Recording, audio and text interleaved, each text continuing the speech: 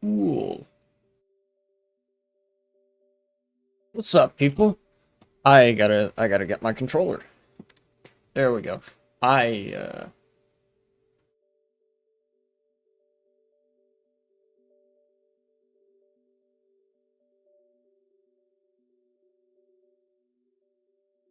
there we go. Okay, wait. Start up Retro Rewind. Very good.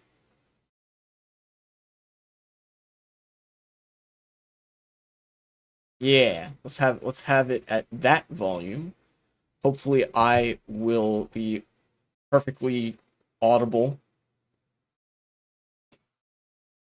What was I gonna check? Oh yeah. Has there been an update for Retro Rewind?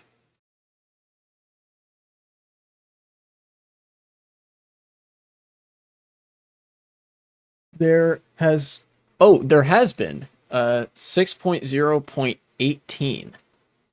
So there's a Retro Rewind update. Or maybe not. Oh, okay, never mind. This is just a preview for another update. Retro Rewind tracks replaced SNES Bowser Castle 2, GCN Dry Desert, GCN Mushroom City, 3DS Rosalina's Ice World. And then a bunch of tracks updated. Some tracks, removed. Okay, so some new versions of these tracks are going to be introduced this weekend. That'll be fun. I don't think I'll be streaming on... No, I will be streaming on Sunday, so I'll be able to see those tracks when they drop. That'll be fun. Uh,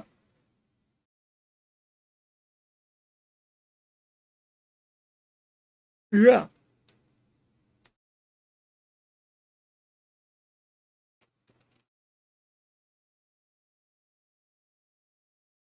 Let's launch.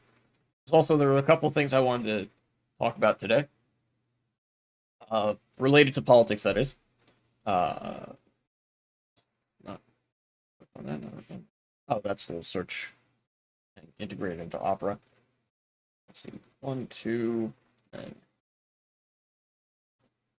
nice.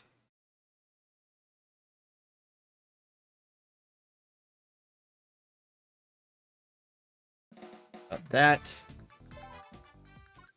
What else do I have? I have. Oh, okay. That one. All right. There was something that I don't need a link for.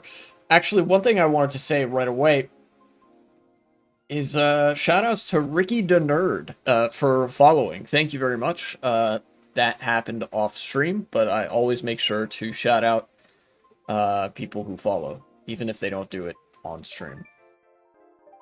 Yay! Retro Rewind Worldwides. I think I gotta go with Mario. Mario's just such a cool skin. He just has such a cool skin that I have to use him.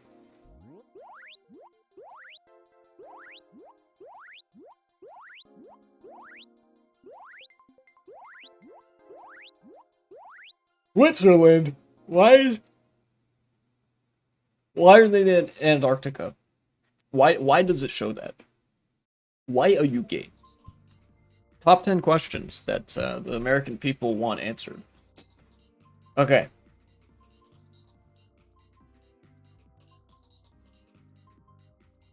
Please wait a moment. And so I shall.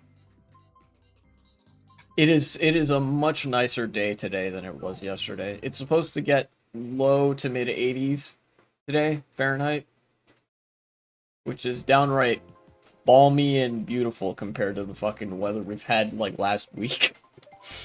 Oh boy, it was truly some wacky stuff. Wacky stuff. I think I'm gonna go for the remix tracks this time. The tour tracks and the remix tracks. Where's RMX? There's Mario Circuit 1 remix. Let's do some of that. Big fan of the remix tracks because they're basically custom tracks.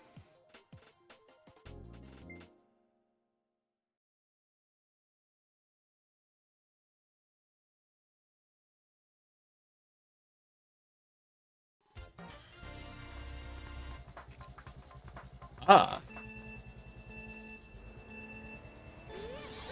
Moo Meadows. Very cool.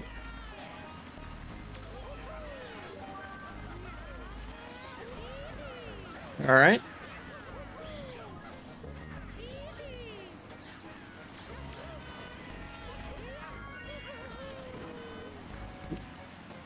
Hit the wall. What? Darkrai.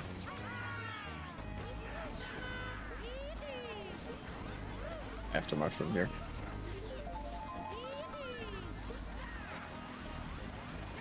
Mario's kind of slow, not gonna lie.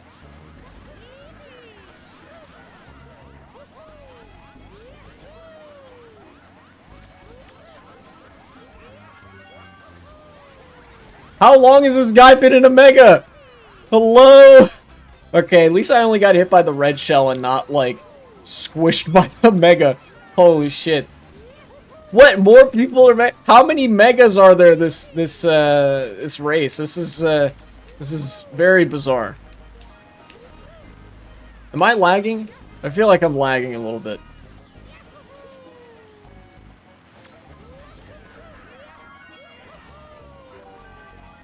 Okay, I got a mushroom. That's pretty good.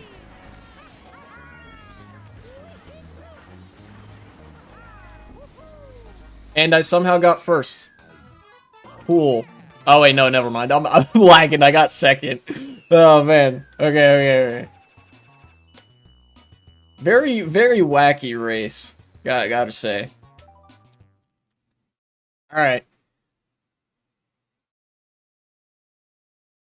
Now that we've got our feet wet, I think it's important to start on the important stuff, the politics stuff. This is, you know, I cover news. I've been thinking about, I don't want to just become a news coverage live streamer, right? Because you can get news coverage from some really good live streamers other than myself and whatever. I want to be in the business of providing some analysis to sort of onboard people into politics, right? So understand that when I'm covering news, hopefully there is a bit of analysis to be given from it. And I'll start with the good stuff. There was some good news recently out of France. I have a French news article for this, which I will not read in French. I will just refer to it. The French left has been decently active ever since the elections, where in relative terms they won. They got the most seats out of any party, even though no party got a majority. And, you know, Macron has kind of gone back to trying to, like, be a massive dickhead about, like, not sharing power with the left and stuff like that. But the left is committed to, like, trying to make it work, even though they don't have a majority. And by making it work, I mean making their, you know, proposed policy agenda work, not, like, working with the liberals and whatever, because the liberals are mostly want austerity politics, which is bad, actually, you know. So now the question becomes, like, how do you fix the austerity crisis when you are in the minority in wanting to do so? Like, when the other two major parties want to further the austerity crisis, one just because that's their ideological priority, and the other because they, I don't know, they hate minorities and poor people.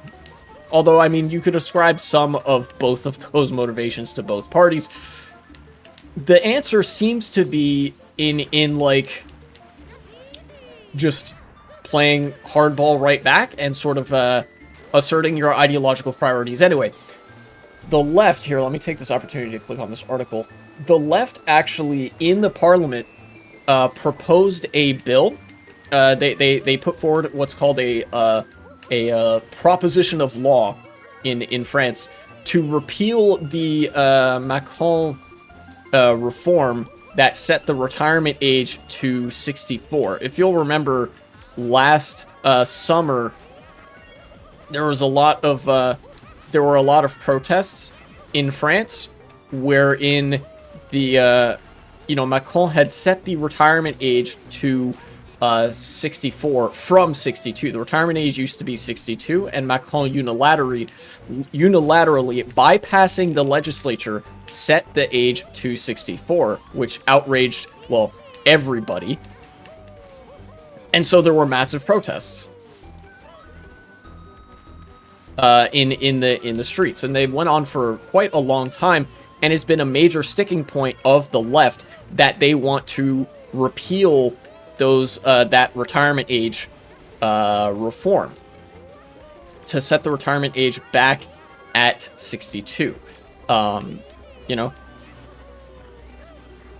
I can't believe I caught up to the pack there.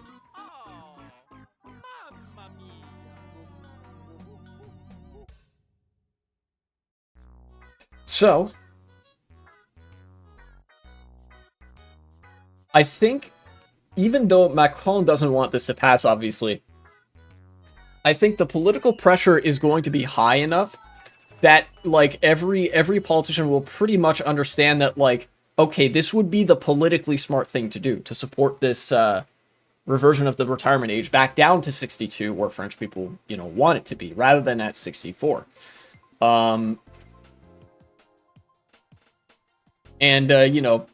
I think irrespective of whether or not this passes, it's a win for the left in the sense that I think they're going to be comfortable being a lot more aggressive with the kind of reforms that they propose, and in setting the discourse, setting the tone. One thing the left hasn't been very good at in a lot of countries is setting the discourse. A lot of times the left simply responds to sort of narratives that the right wing creates, oftentimes out of whole cloth, mind you. The far right and liberals a lot of times have to lie and disparage the left, which puts the left on the back foot because they have to correct the record and whatever. It doesn't allow the left much room to maneuver politically. But if the left decides to make this their agenda and they're like, yeah, hey, we wanted to set the retirement age back at 62, but the liberals and the far right stopped us. We want to do all this cool stuff, and they're stopping us from doing it because we don't have a majority. Then you can actually sort of put the ire of the public on the liberals and the far right as the left, even from the minority, because you have the most popular support out of the three of them, even without a majority. I think it's a smart move by and large.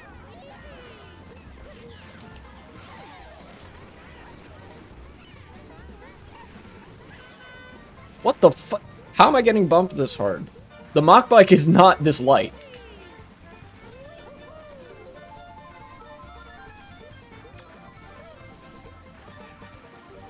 I'm gonna start using this here.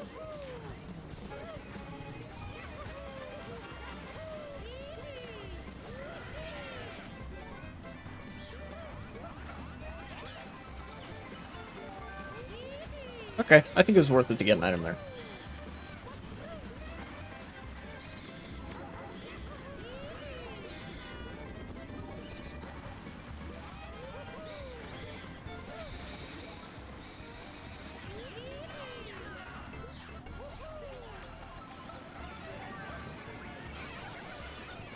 Holy shit.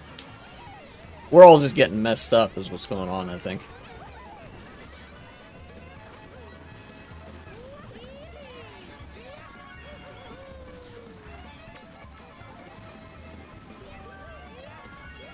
Triple items is a great triple mushroom is a great item to have here. Even if I had to use it, one of them there. I think I would rather have 2 mushrooms than go for another box.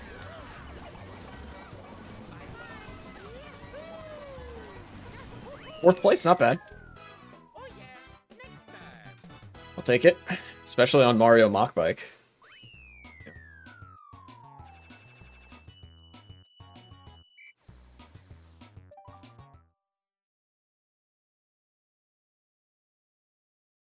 So yeah, the left bloc has unified behind this first policy priority of restoring the retirement age to 62, where it has been for quite some time.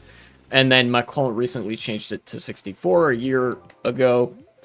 And hopefully this will be, the left's first step into setting the narrative, saying, we want to do X, Y, and Z. We want the people to have the benefits and the retirement and the whatever that they deserve. That's the kind of narrative that I could see being crafted. A social democratic populist narrative.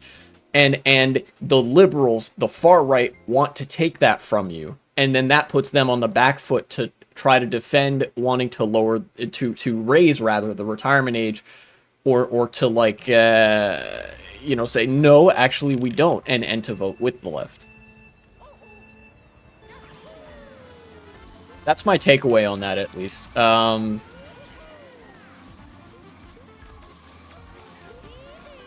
But it is also an unfortunate possibility that the left might not get much of its ideal policy agenda pushed through because, like I said, they're not a majority.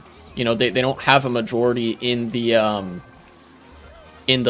legislature, so they have to rely on that sort of shrewd narrative crafting and whatever to try to coax some conditional support out of the liberals and out of the far right, if that makes sense. I think this is a good spot to use the bullet. Yeah.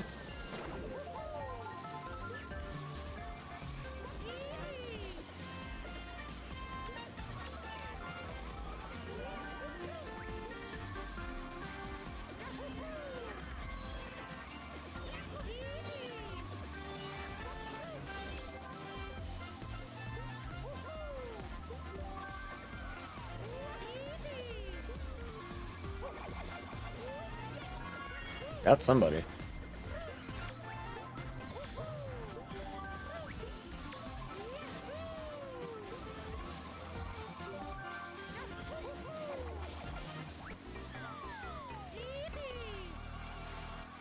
That wasn't meant for you specifically, Boo. I just wanted to get rid of that because there was an item coming up.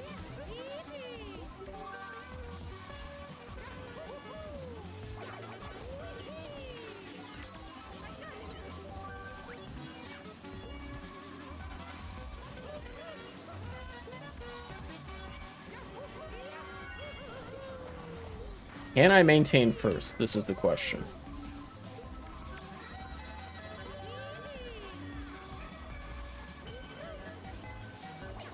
I can. Cool.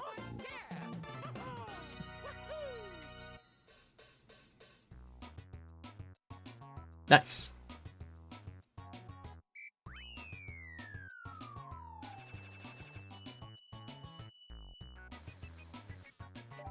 Number go up. Many such cases. Mark that off the list. Now let's get to the big item. The big item that I had on the list. Vote for Remix Mario Circuit 1. And the big item is Project 2025. The name of a policy manifesto for the Republican Party that has become more and more well-known over the past couple of weeks. And I believe that it is actually the death knell of the GOP, which is a good thing, believe me. You know, whatever some folks might say who are more civility oriented, that, oh, it's a sad day to see the GOP become like this. No, it isn't. They're a fascist party, and I welcome their demise.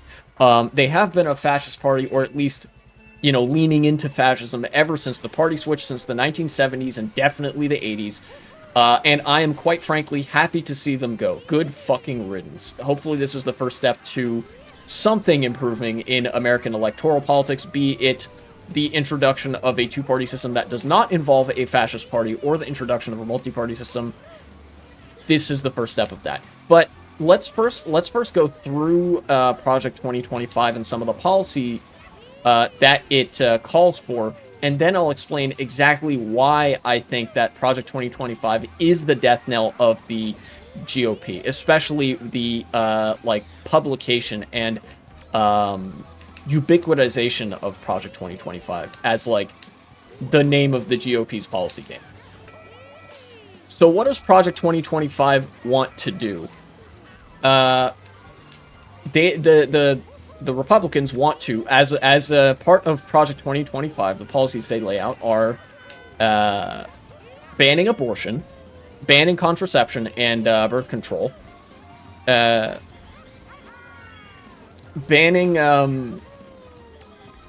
no-fault divorce, getting rid of no-fault divorce, which means that women would no longer be able to leave their an abusive relationship, or actually, like, anybody wouldn't be able to leave an abusive relationship if they were if they're married. Gutting multifamily housing, making sure that only like single family zoning is possible. That's one of the priorities of Project 2025. Um, Gutting the Department of Transportation and gutting public transit as well. Putting homeless people in concentration camps. Putting queer people in concentration camps. Banning porn, which is part of the prior bit, because they plan to define all queerness and all like LGBT identity as pornographic, and then mass arrest people they define as pornographers, which is basically anybody who identifies as queer. Abolish Medicare, abolish Medicaid, abolish Social Security, abolish the Department of Education, bleed public schools to death in terms of money in favor of private and religious schools, defund free school lunch programs, revoke child rights so they basically become their parents' property. And I mean that specifically. They lambast the UN Convention on the Rights of the Child in Project 2025. That's a specific part of that, is that they like put child rights on blast. They want to abolish the separation of church and state, which would end religious freedom functionally. That is an infringement on the First Amendment. Thank you. They want to gut the EPA, abolish the fucking Weather Service. Project 2025, I shit you not, calls for the abolition of the fucking Weather Service. That is to say the NOAA, which the Weather Service is a part of. They want to gut environmental regulations. They want to scrap all environmental and emissions related targets for policymaking. They want to crack down on labor unions. They want to outlaw fucking stem cell research. Stem cell research would be fucking illegal if Project 2025 gets its way. So it would be like, the primary mode of research for scientists that want to cure cancer would be outlawed if the Republicans get elected. Literally the pro-cancer party. Thank you. Very cool. They want to abolish the fucking Americans with Disabilities Act. That's right. They hate grandma for being in a wheelchair. Like, they want to get rid of the like, all the Braille signs and stuff that you see. They hate those.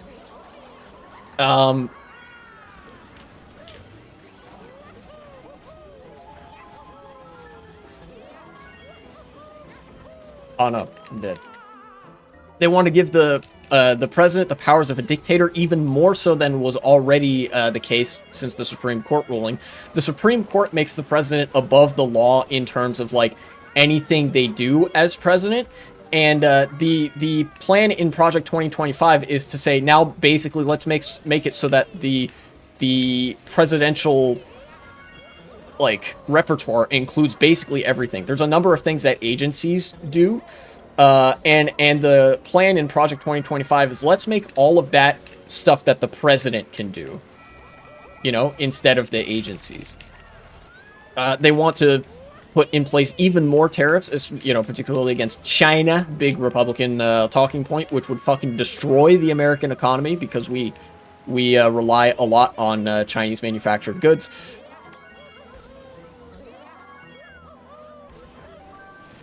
Ooh, almost. Let me get past this section and then I'll continue.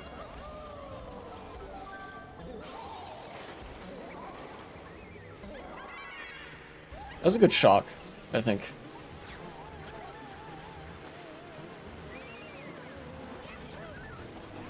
Okay. 4th place. Ah, yes, and of course. Now, the usual Republican repertoire gets mentioned. Well, I mean, this is the usual Republican repertoire, but even more. They want to cut taxes for billionaires and corporations and shareholders fucking again. They want to abolish fucking income taxes. Seriously, there's a big part of Project 2025 that's like, yeah, we should phase out income taxes entirely in favor of sales and consumption taxes, which disproportionately fall on poor people. Even Adam Smith, the godfather of capitalism as an ideology, opposed this. Like, even Adam Smith was like, yeah, we shouldn't do consumption taxes because they're regressive. And the Republicans are like, let's fucking do consumption taxes and abolish the income tax. But that's not all. Of course, there's more. They want to cut all funding from the UN. They want to cut all funding from USAID and other international aid projects, which would fucking destroy the international humanitarian landscape for how big of a part of it the United States is. They want to literally abandon sustainable agriculture, literally doubling down on factory farming. They want to eliminate all farming subsidies. Great way to starve a fucking country, by the way, is to make it so that farmers, like, have no institutional support. They want to dismantle the entire administrative state, like get rid of a bunch of agencies, especially every single department. They, in fact, name every department they want to get rid of has to do with civil rights of minorities, queer people, etc. Like whatever's left of those departments, they want to fill with like hardcore fascist loyalists so that they can enforce their priorities, which, by the way, this includes the CIA, FBI, and Department of State. If the fascists win, they're going to like fill the CIA and FBI with like hardcore fascists. Like, already they're not like the CIA and FBI represent like problematic institutions, but at least right now they're full of like pencil pushing nerds who mostly are just concerned with like filing the paperwork right, and thus have like sort of passive institutionally motivated priorities. This would basically be like the beginning of the mass crackdowns on all political dissent, is the Project 2025 plan for the FBI and a lot of government agencies.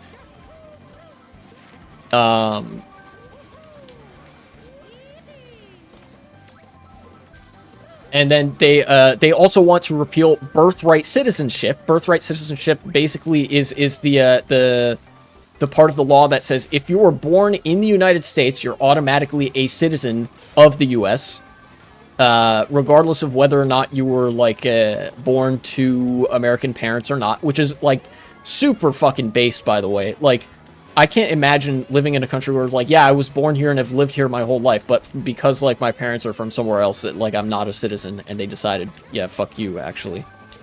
Republicans want to get rid of that, get rid of birthright citizenship, to make way for their priorities regarding immigration, which are absolutely atrocious. You know, don't you worry. They have plans for that there, too. They want to mass deport immigrants with raids from the military and the National Guard, literally turning the military and the National Guard into the Gestapo to deport immigrants, which they will make easier and more massive through the revocation of birthright citizenship.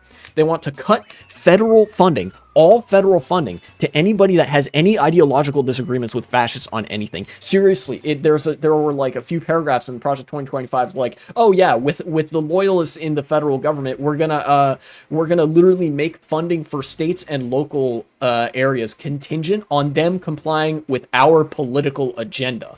Like, what the fuck? Like, literally, if you're not a hardcore fascist, sorry, buddy, you don't get any government money. And that's part of an institutional crackdown. And that's just some of it. All of the stuff that I listed, that's a lot. And I know it sounded like an info dump. That's kind of because it was. That's just some of Project 2025. I couldn't fit, like, there's so much terrifying shit, like terrible shit in Project 2025. I couldn't fit it all on this list, on that, like, list of points, you know? And like, some of it is really granular, but like, the whole thing, the Project 2025 PDF document is 900 pages long, and it's public. There's already a Wikipedia article about Project 2025. There's many news articles being written about it. It's becoming more well-known by the day. You're free to go look up some more particulars if you want to. And in fact, I guess if anybody's a policy nerd, I would encourage them to do so. But like, holy shit, this is every worst tendency and every bad idea of the GOP compiled into one document and completely undisguised. This is why I say this is the death knell of the GOP. Here's that explanation I promised earlier. Project 2025 is the death knell of the GOP because for the longest time, the GOP was able to maintain popular support basically by hiding their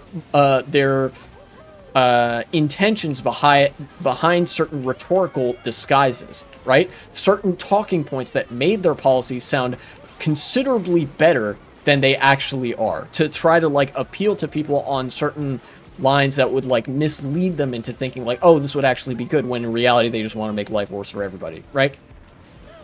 You know, this is them effectively dropping that mask. They no longer have the appealing bits with which to pull people in. That, you know, they don't have the bits that sound good. They just have the bits that sound massively authoritarian and want to revoke everybody's rights. Which, despite the fact that there's a vocal Christian nationalist minority, that doesn't appeal to a lot of people. Even a lot of Republicans aren't terribly fond of a lot of the blatantly authoritarian rhetoric coming out of Project 2025. So much so that even Donald Trump recognizes the rhetorical damage that it poses to his campaign and has had to distance himself from it, even though he is part of the, like, he was part of the team that, like, wanted to put Project 2025 together. Like, that's partly his brainchild.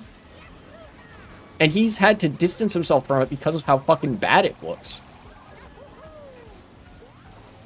And now, because all this stuff is out in the open, because the Republican Party literally cannot disguise their intentions anymore for like what they want to do to America, they're gonna lose popular support en masse. Like, it's gonna be fucking Jover for the Republican Party. We saw shades of this at the RNC too, where they started to drop the mask a bit, where they started dipping more into the overtly Nazi talking points, where they were consolidated to such a point that they weren't concerned with appealing to people on the outside. They just wanted to sort of reify the fervor on the inside to try to seize power with what they had. But this is like, they're shooting themselves in the foot even harder with Project 2025 than they were with the RNC. Like, legit.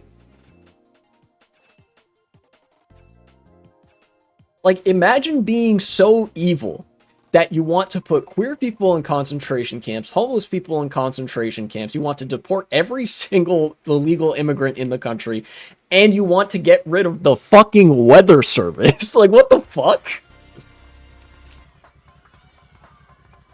What do you know about Pierre Omidyar and his involvement with Project 2025? Nothing much, but if he's involved with Project 2025, it's safe to assume that he's a Nazi. So that's the inference I can make from there. Why? Why do you ask?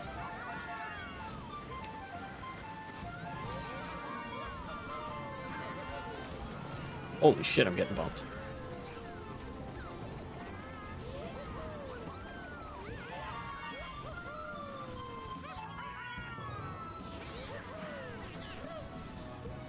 Pierre Omidyar is a financial backer of The Intercept. That checks out.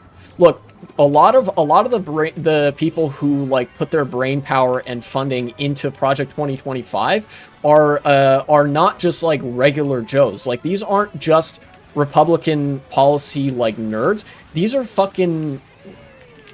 donors. These are part of the like capital owning class. This is the end state of the capital class retreating into Nazism. You know, you think about people like Peter Thiel. And yeah, a lot of these people, they're not just, you know, contributors to like Fox News and the hardcore stuff. These guys contribute to nominally left-wing news outlets. That guy for The Intercept, there's quite a few CNN contributors that have their name on Project 2025, yeah, connected to the CIA, no doubt. I mentioned that like Project 2025 would make the CIA even worse and even more hostile to left-wing movements and minority movements abroad. Like, it's just bad all around, you know. To say nothing of the absolute horror they would incite here with Project 2025. I mean, for shit's sake, when the mask has dropped so far that you're talking about repealing the fucking Americans with Disabilities Act, the thing that's like, yeah, let's make it so that blind people don't literally get run over by cars. Let's do away with that so that blind people do, in fact, get run over by cars, and so we can, you know, purge them from society. That's the only ascribable motive to Project 2025, is just, you know, purge all the degenerates and such from society. Like, that's it.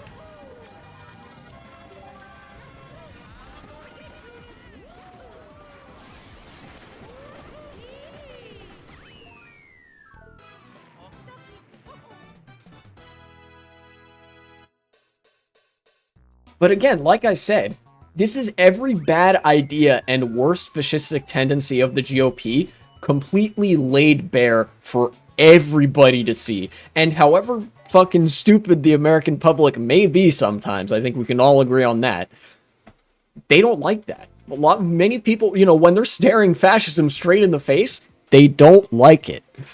And I think that's going to sound the death knell of the GOP. I think this is like, assuming that this gets properly picked up by the news media, which it already has to an extent, the Republican Party isn't going to be able to pick up any like proper popular support again. I think they're on their way out as a party, because people are seeing Project 2025 and realizing, wait, they just fucking hate us, you know?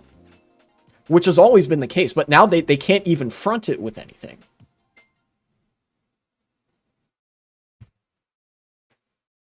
So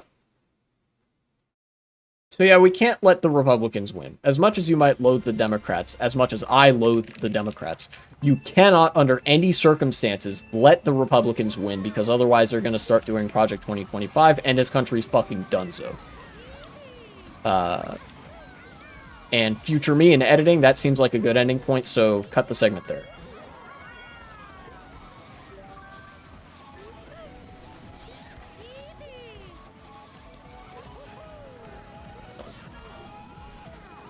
I'm getting bumped.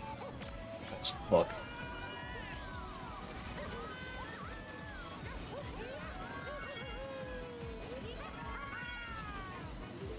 I really like this interpretation of Sky Garden.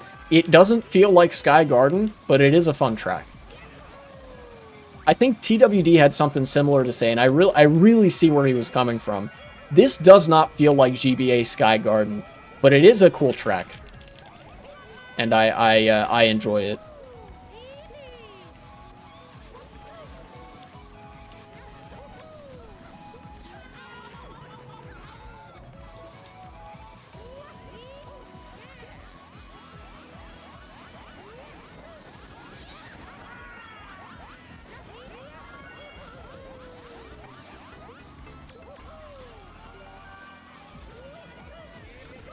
I'm gonna use this here. Nice.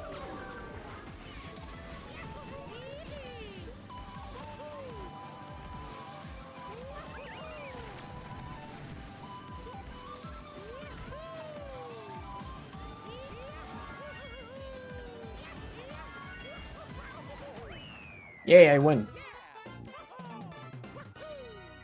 Good track, good race. I am so fucking glad I got this Mario skin. Look how sick he looks. He's got the one earring in his ear. Let's go. I love that.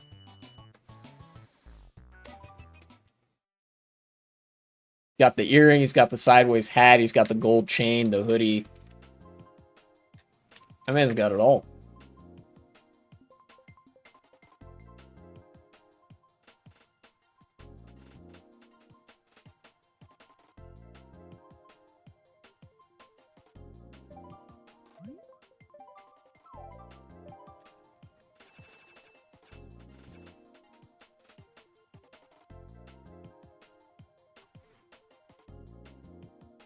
Let me just write some shit down real quick.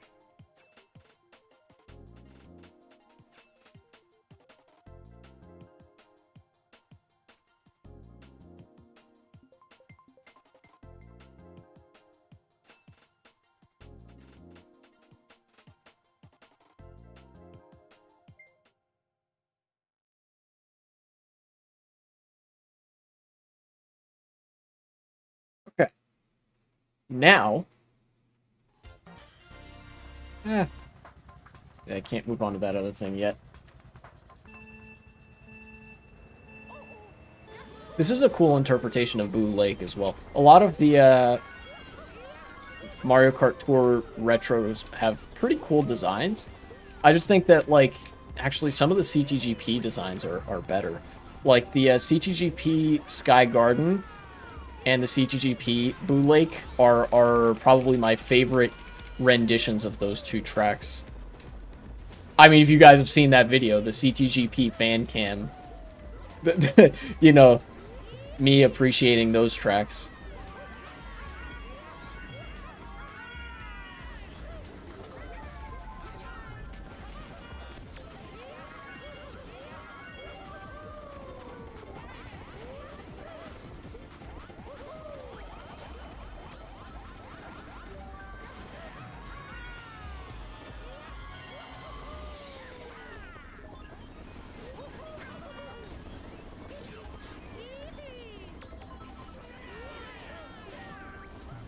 3 bananas in 6th.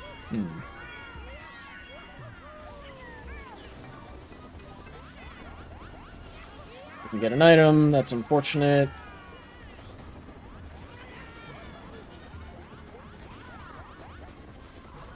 Don't hit me.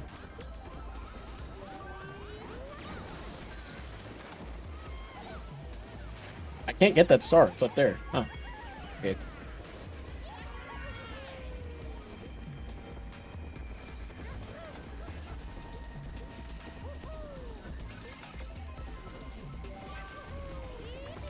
Gotta use this. 7th? Okay.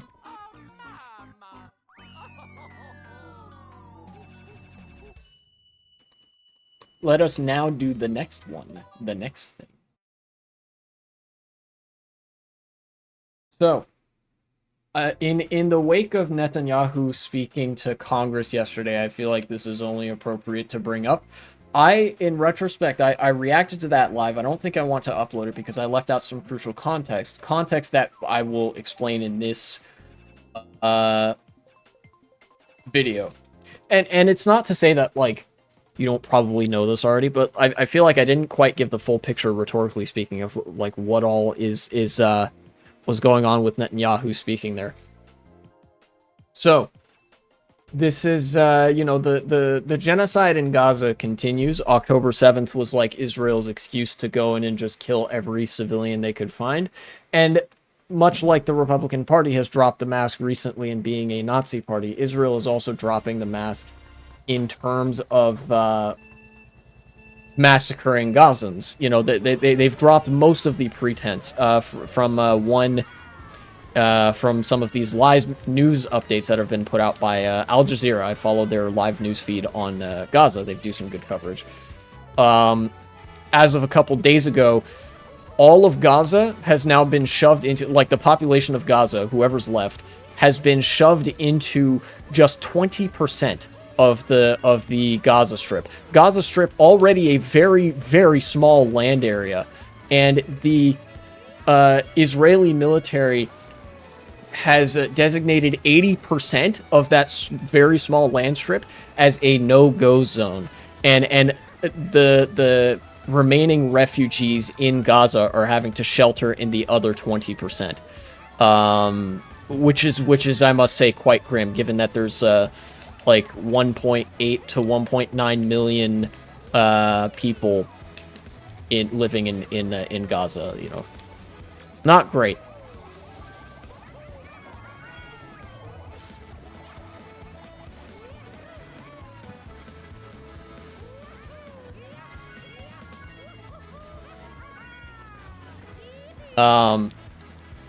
So that's the first part of it, is that, like, Gazans have been restricted into 20% of what was already an incredibly small and densely populated strip of land. Disease is rampant to such an extent that polio has now made a resurgence. In fact, I just saw today that the UN is having to distribute polio vaccines as aid to Gaza because, well, kids are getting polio in Gaza. There's the water quality is so poor that they're getting these waterborne virus.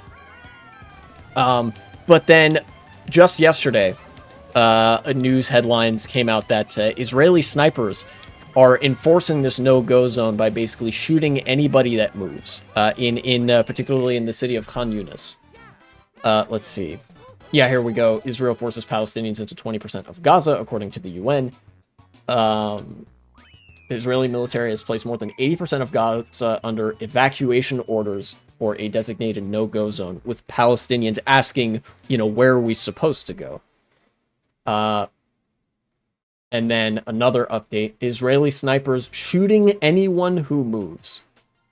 This is the turkey shoot. I described that part of this genocide was going to be basically Israel's waiting to spring the trigger on a massive turkey shoot where they just slaughter everybody. This is part of that. They might not be doing it all at once, but, this is the beginning of the end of the genocide, if that makes sense, where they're like, okay, either time is running out, or we've gotten enough, like, countries to look the other way, or whatever it is, we're gonna just start killing everybody.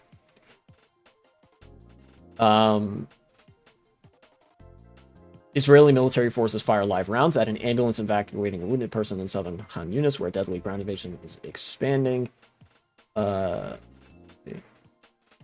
Israel must quickly end its attack on Gaza because it's being decimated by bad publicity and growing international condemnation. Let's see what's going on. Airstrikes. More of the same. Yeah, I think the basic gist of it is that Khan Yunis is part of that no-go zone.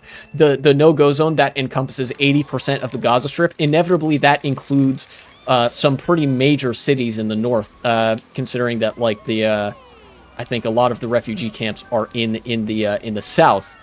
Khan Yunis is one of those cities that's in a no-go zone. So if you're in Khan Yunis, or Palestinians in Khan Yunis are just getting shot by Israeli snipers.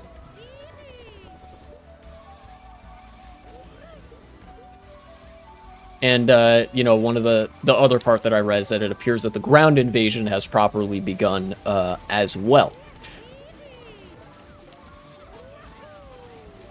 Israel confirmed has, like, you know, well, infantry in the form of snipers, as well as, I think, tanks, armored vehicles, and such on the ground in Gaza.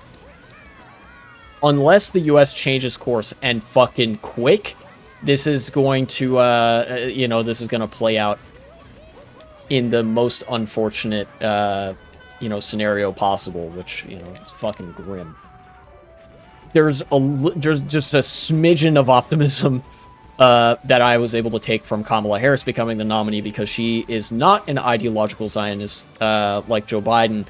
Rather, she's much more open to taking a critical stance on Israel's involvement in the Gaza Strip, on Netanyahu. And in fact, one thing that's actually pretty promising is that she is going to replace Antony Blinken with a different Secretary of State. Antony Blinken has been incredibly permissive of Israel just fully, like, going Joker mode in the Gaza Strip. And Kamala Harris has promised to get somebody else who would be more critical of Israel. Again, that doesn't necessarily mean much, but in light of how, like, uncritical Joe Biden has been in his presidency in supporting Israel, that's at least something.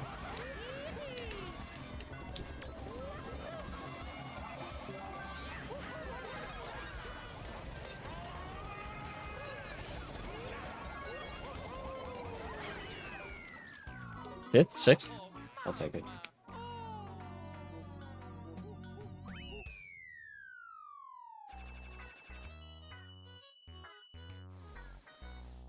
I'll take my +6 for sixth. Sure.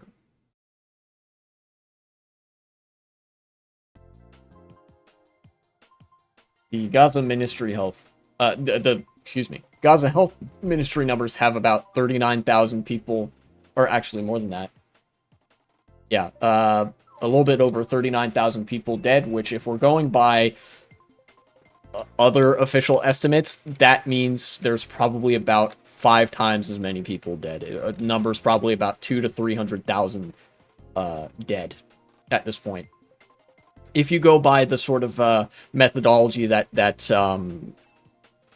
journals like The Lancet have said, where, like, for every 1 death conservatively, you could say there are probably 4 indirect deaths. At this point, probably many more, considering how drastically conditions of life have deteriorated as a result of Israeli bombing. It's not good. A lot of things aren't good right now. But, you know, you have... Again, it seems like the terminal problem where you have the Democrats, which are like, we might improve things somewhat, a little bit, maybe. And then you have the Republicans, which are like, yeah, we want to kill more people. So...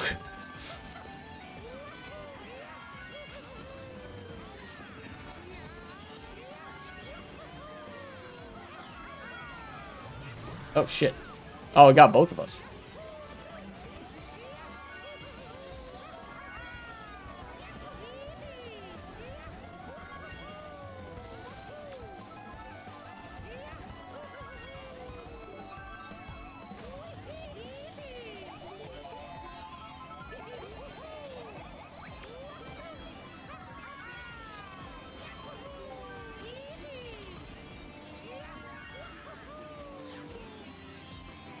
Oh, dude, that guy's on Mario.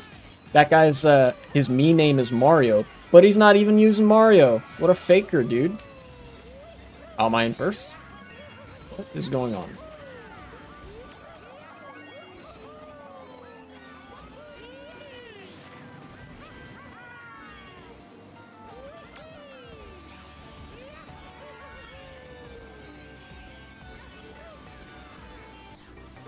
Alright. I think that was worth it.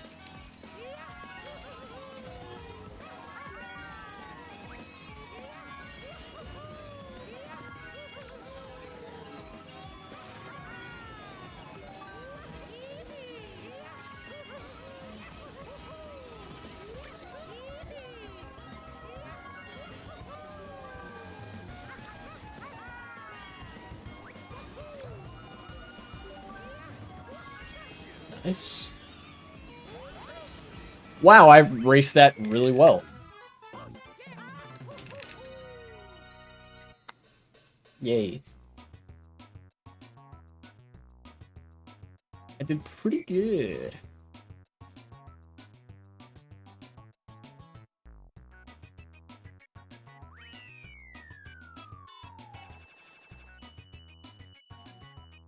Very cool. Thank you.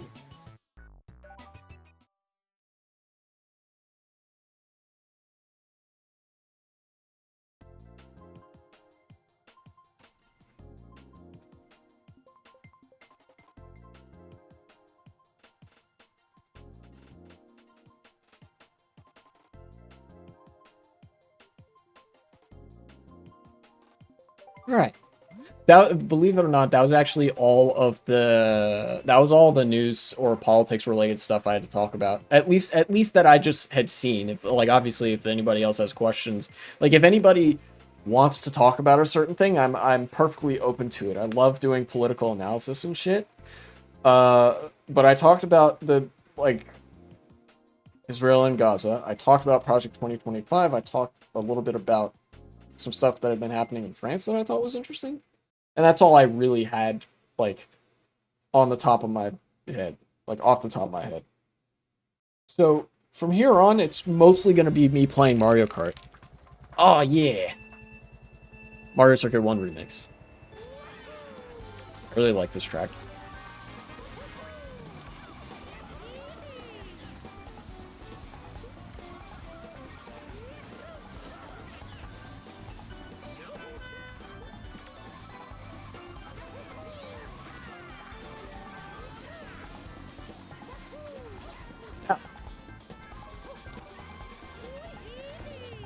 I was trying to not run into him.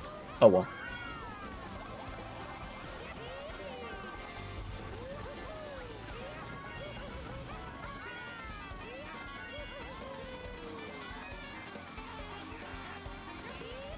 Oh, no.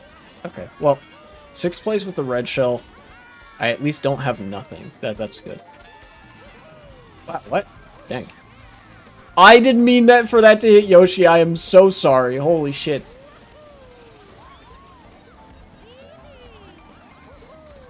Okay, that takes that one.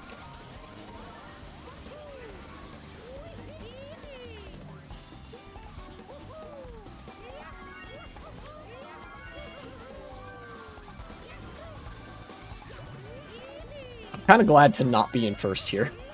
Not gonna lie.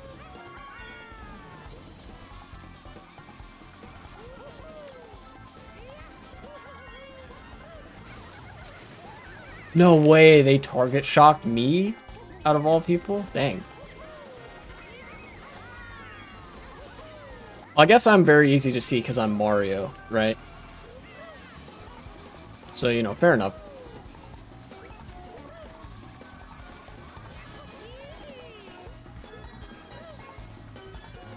An item. Thank you. Mushroom. Okay.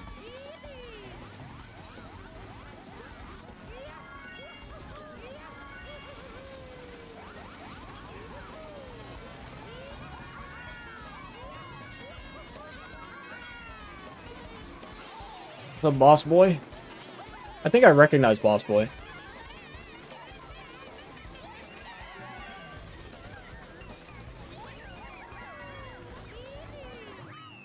Oh, did I steal first? Man. Man. Oh, no, okay, okay, I got second. I was gonna say, not gonna lie, I might have felt a little bit grimy if I stole first.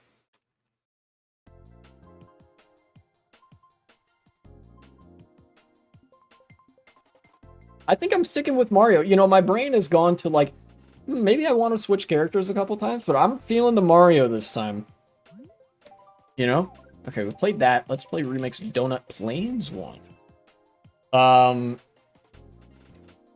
again, I am, you know, I am pliable. If somebody wants to, like, tell me to play a different character vehicle combo, I'll do it. Like, I fucking played the Mini Beast for an hour on another stream, and I'm currently working on editing that into a video.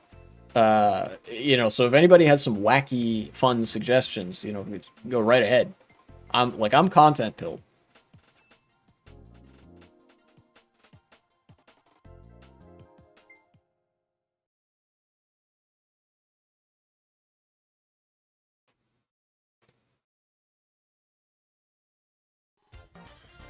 Oh, you know what? You know what just popped into my head? A number of unions have endorsed Kamala Harris already. You know, like the SEIU and some other unions and stuff. Hopefully that'll be like a signal, like, hey, Democrats, you better, you know, pursue some pro-union politics. You know, that'd be good. But that actually made me think of the Teamsters. You know, the president of the Teamsters, Sean O'Brien, gave that speech at the Republican National Convention, and the Teamsters really weren't happy with him for it. And so I'm actually wondering if he's been ousted yet, if he's been replaced. You know, that'd be really something, because then, you know, potentially you could have the Teamsters endorsing Kamala Harris, or like whoever the Democratic candidates are on certain ballots as well. Now, obviously, to a certain extent, there's no way to, like, fully undo the damage that was done by Sean O'Brien appearing at the RNC, but that could help mitigate it at the very least. And I think that would be a measure worth taking if, you know, if you're thinking about it from the perspective of the International Brotherhood of Teamsters. Like, you know, if you do genuinely want to safeguard the interests of the workers who are members of your union and stuff, it would probably be pretty smart to, you know, to try to distance yourself from Sean O'Brien and basically do damage control there as much as you can. You know, I wonder if they've done that yet. You know, I'm not entirely sure, but I hope they do.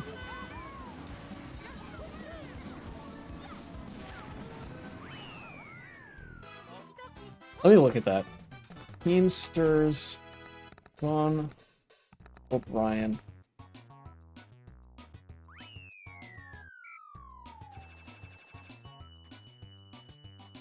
Third place is a pretty good race. Ousted? Let's see.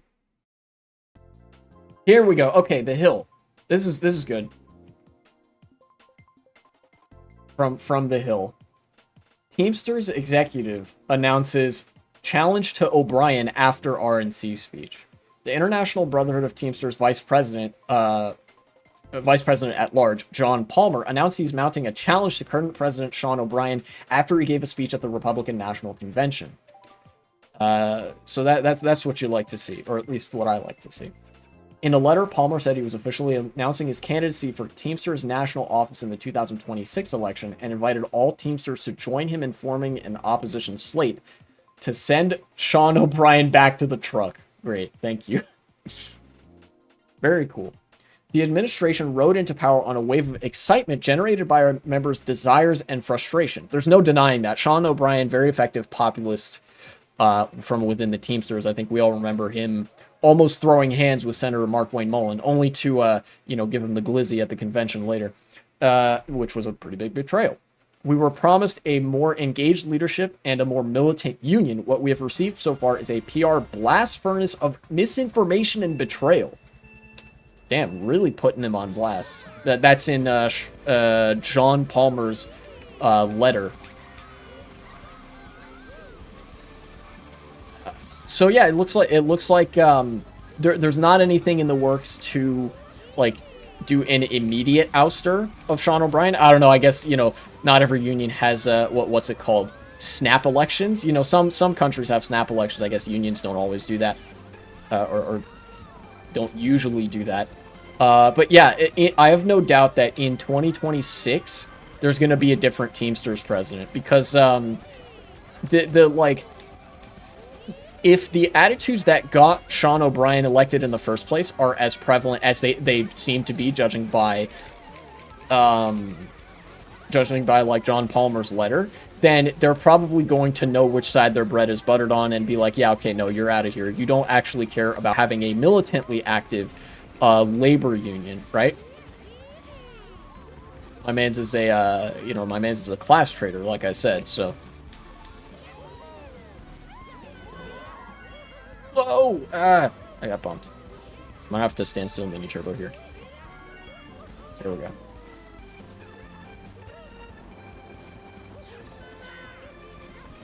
Damn.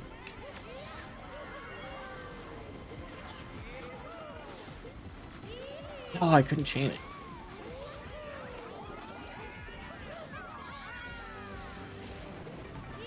Somehow in third.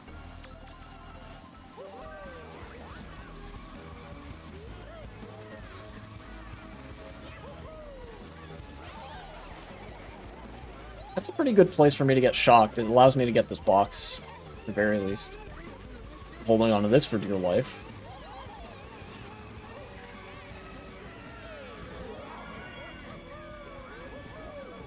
Ow. Well, that's not good. I got bumped as fuck.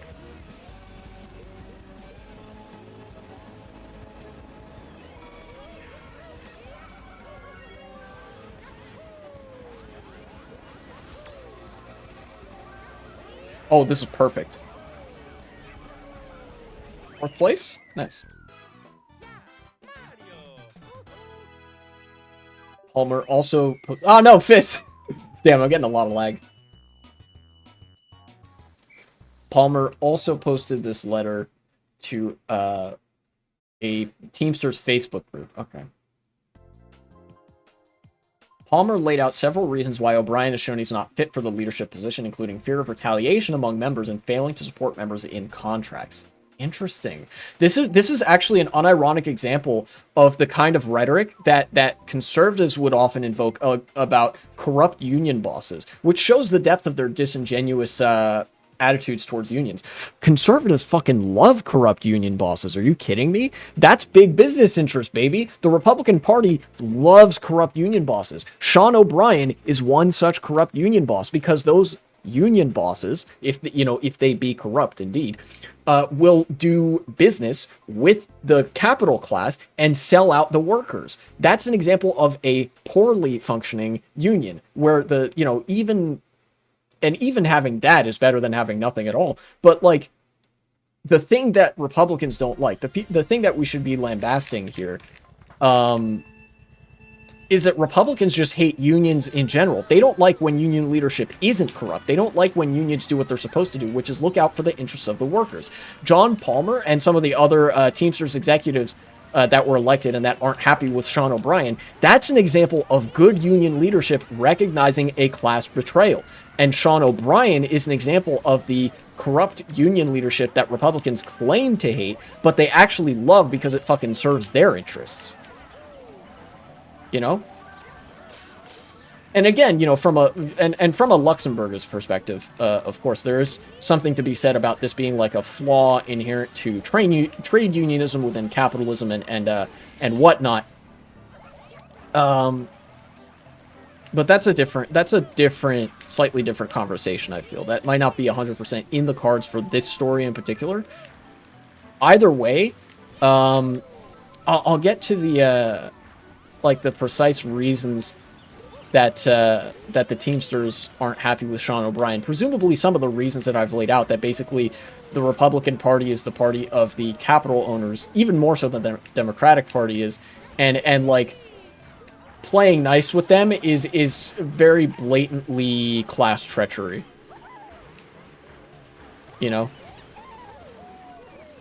Because the Teamsters are one of the biggest unions on the planet. They're an international union.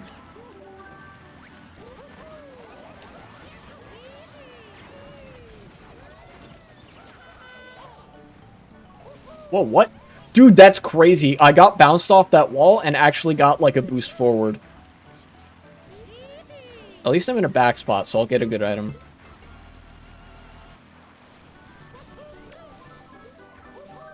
Oh. Start using this.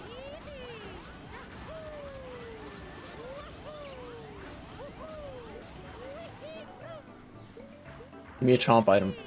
Yes. Take it. Oh no, he got stuck in the, grass. Poor bastard.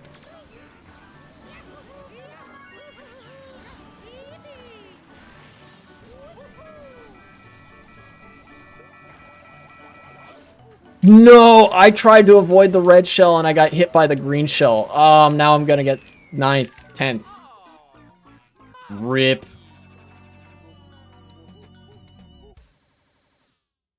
Oh well. So let's go through some of those reasons that Sean O'Brien is bad union leader. Let's see. Oh yeah, I mentioned Palmer mentioned rather fear of retaliation among members and failing to support members in contracts. You know, selling them up the river rather. This is all culminated, this is a quote, in his appearance at the anti-union, anti-worker Republican National Convention. Yeah, there we go. Kissing the ring of a man that scabbed a picket line, failing to pay workers, discriminating against people of color as a landlord, falsely accusing 5 black men in New York of murder, orchestrating an insurrection against the United States, dodging the draft, and appointing union busters from the Jones Day law firm to create the most anti-union labor board in history, Palmer wrote. All of which is true. I remember all of those things being like various phases of the discourse. Scabbing the picket line was, I think there were a couple points in the Trump presidency, but particularly with the outside of the Trump presidency when he showed up at a non-union auto plant to do a rally at the same time as the auto workers were striking. The discriminating against people of color as a landlord, that's a thing that Trump's real estate org has been known to do, and in fact has faced lawsuits for, I believe. Then what else we got? Oh yeah, falsely accusing people in New York City of murder. That was like the what was it? Central Park 5. Trump, even after they were exonerated, accused them of murder and called for the death penalty to be rendered upon them, which was like, wow, okay, great, really showing your priorities there. It was like literally was just because they were black.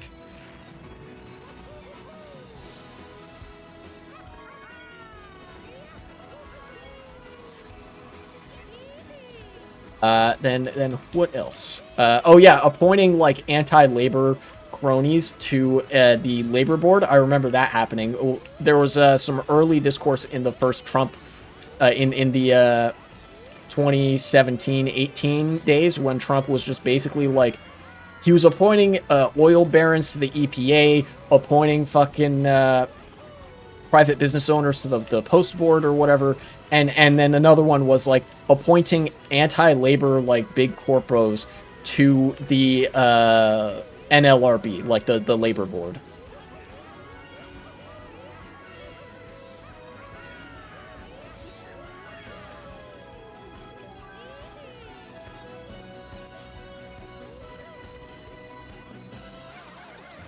Oh boy. Okay, let that bullet bill pass. Yep. And I got 5th. Insurrection, we all know that one. January 6th. Fun times. Dodging a draft, that was back during Vietnam. The Bone Spurs was discourse for a little while. Liberals really clung on to that one. And then, yeah, the anti-union stuff I already talked about. Palmer argued that it is, quote, naive to believe that people who attended the RNC will support unions in, quote, any way, shape, form, or manner. This is the argument that I made as well. That, like, all the people that were at the RNC, it cost some serious fucking money to be there.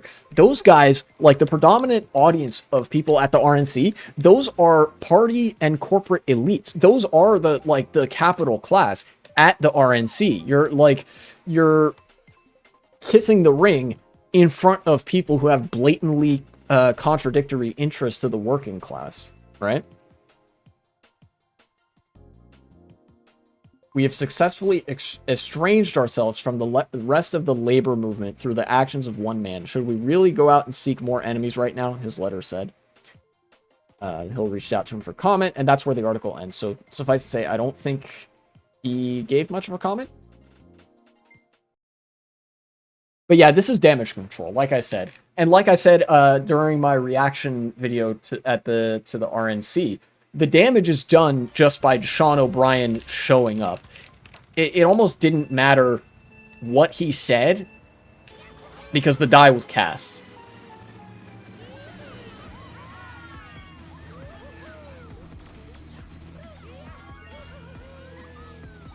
Now what the Teamsters has to do is basically distance themselves from him, be like, whoa, hold on, this guy's a fucking scab and a class traitor. We gotta replace him, and then get his ass out of there in 2026. And basically try to like work around him while he's still president, if that makes sense. You know, like, since he's been not very good about since he's been not very good about helping workers reach favorable contracts, one of the priorities should probably be like, look, if there are striking workers with the Teamsters, we gotta get some of the other executives to negotiate that aren't Sean O'Brien, so that they can actually get some decently favorable terms for their contracts and stuff like that. At least that's my assumption.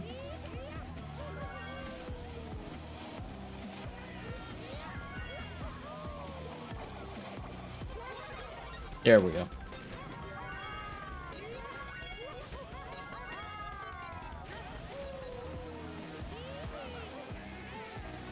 Why did you do that? Why are you challenging me when I have triple red swirling around me? Like, I know why I do that. I'm a streamer. Like, I'm content pilled. I don't care if I get hit, but like...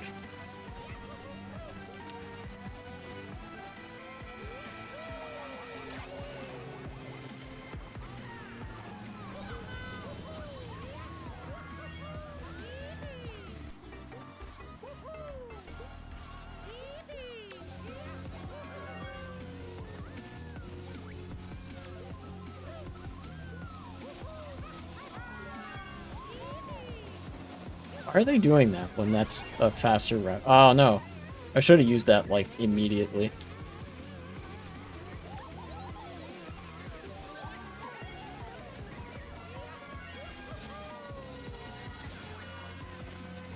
I'm just gonna hold this. Oh, he hit the other green shell. Interesting.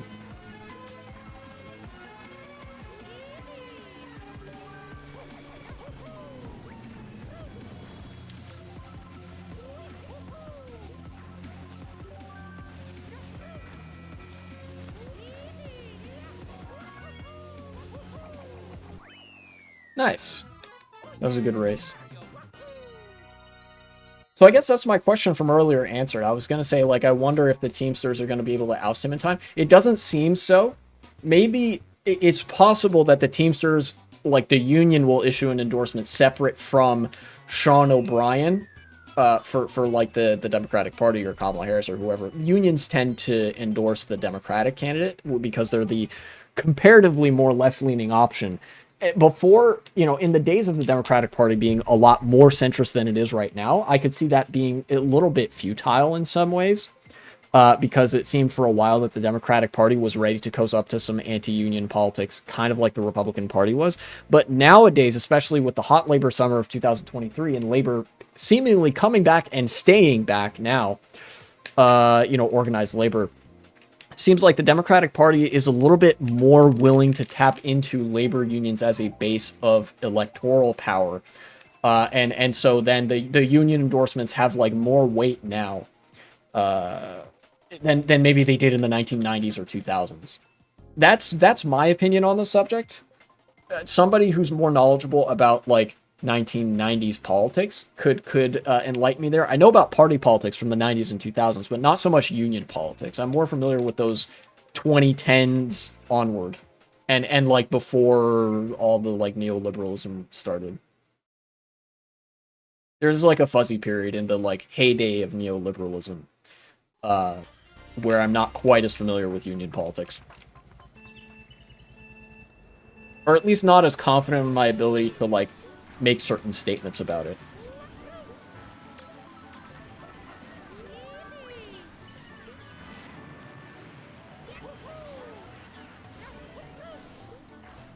Hopefully this Peach Gardens race can go a little bit better.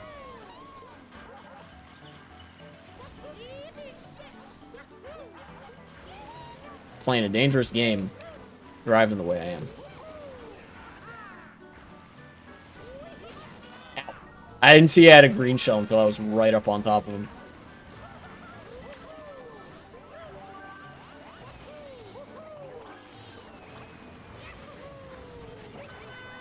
What? No way, I got the fucking craziest hop dodge I've ever seen. What's up, Globalize My Agenda? Welcome back to chat.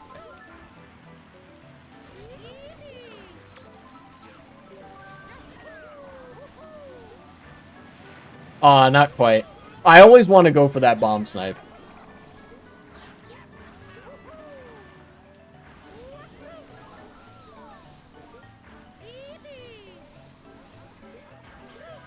Fortunately, not going to get an item here. I am in first with no item. This is a dangerous position to be in.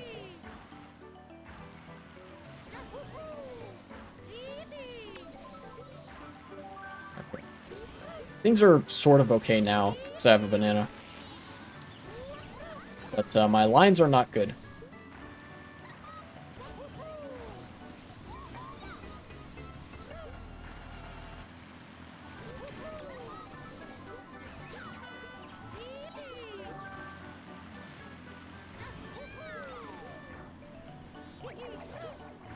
I tried.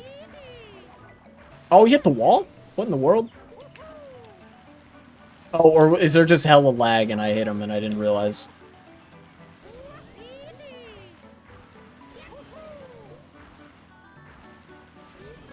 So far, I've raced this pretty well. Well, there goes my race.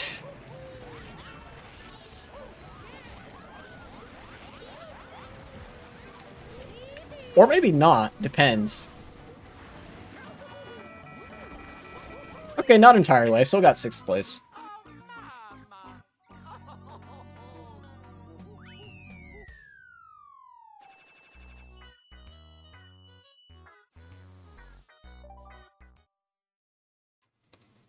I'm satisfied with that. I really don't like Peach Gardens. Like, I really don't.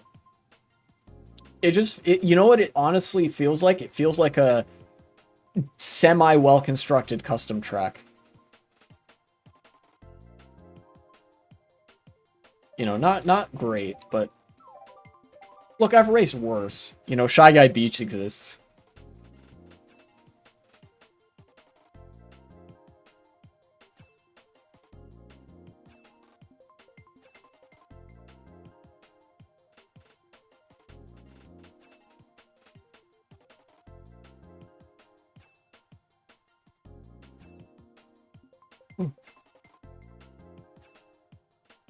You know, I'm similarly kind of tired today, as I was last time.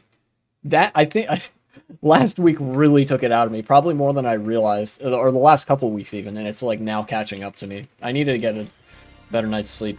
And I mean, I did last night, but clearly my sleep schedule, like, isn't all the way fixed yet.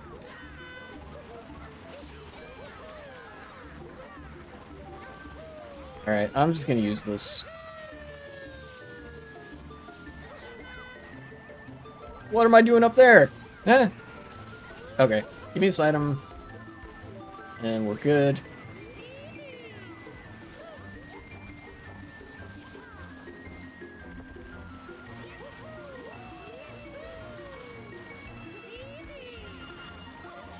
Ow.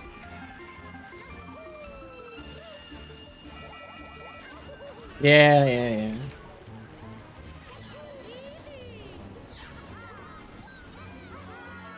Well, at least I didn't get Mario Karted on that bridge section specifically. That's nice that that didn't happen. Are you kidding me? I fell off the exact same way. Holy shit, Mario must have like negative weight stat or something. All right.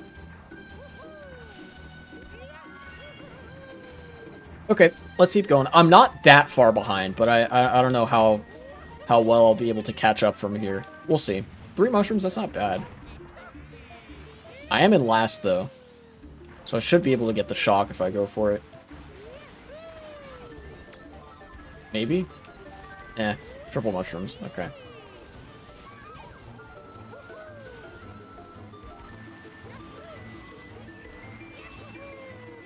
I want a box here, and I went super high for that, but that's fine, because I got it. Ah! Made too many bananas. I gotta use it.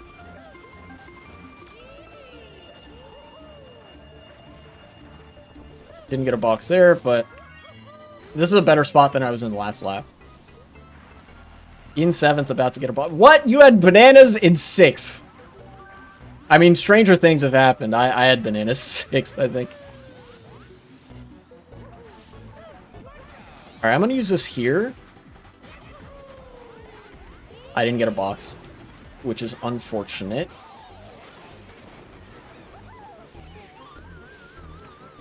I barely didn't dodge. But I'm in a back spot, so yeah, I'm gonna get big soon. Give me a box, please. I need it. Yes! Okay. Rip.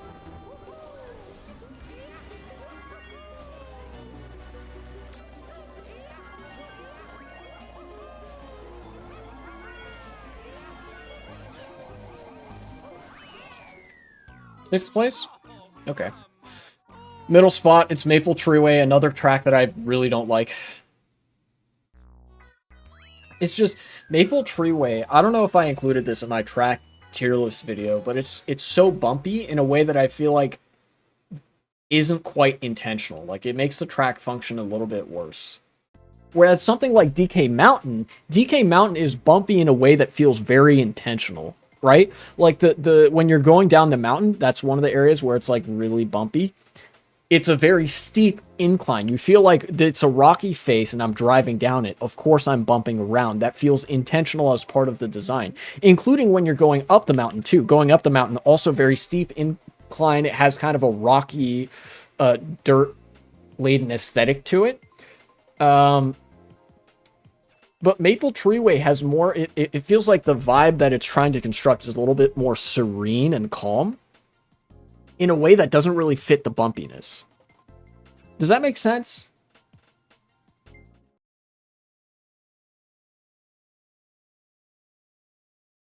But yeah, that's one of the things that makes me like DK Mountain much more than Maple Treeway, even though they share some similar attributes. Both being like relatively long and bumpy.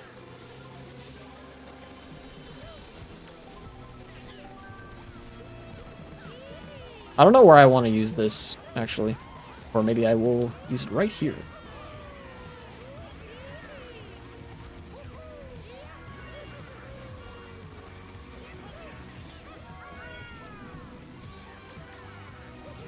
Ow. I didn't see that he was in a mushroom until he ran right up next to me.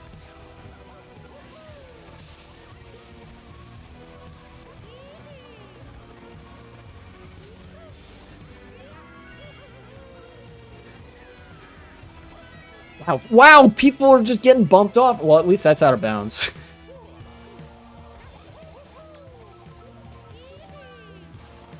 Alright, I'm gonna chain this here. Another star. Cool.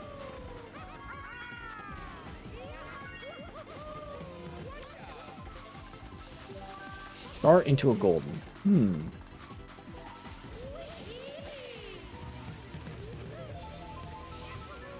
Start using this.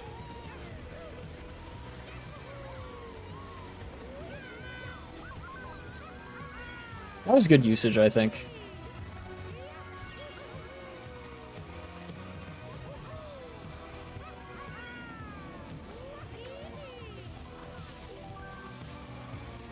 I'm gonna put this back here. See if somebody hits it.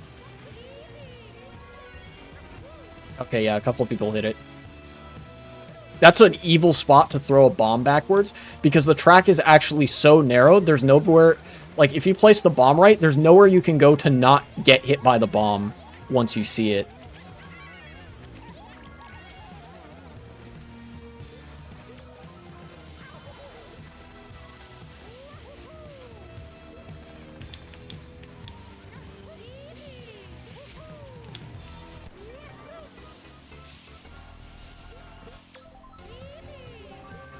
Red shell.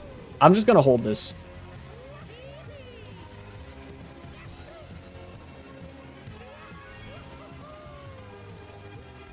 I'm very aware that I, like, could have used the red shell on that guy, but I really didn't feel... Oh, no!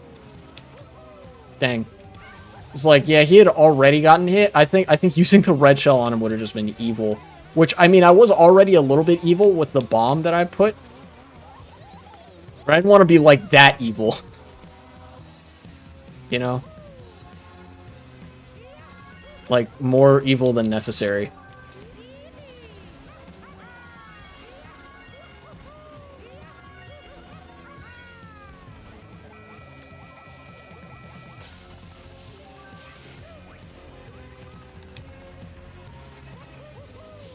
We're gonna do the cut. Yeah. I don't know if that's a shrimless cut or what, but I don't do it, so.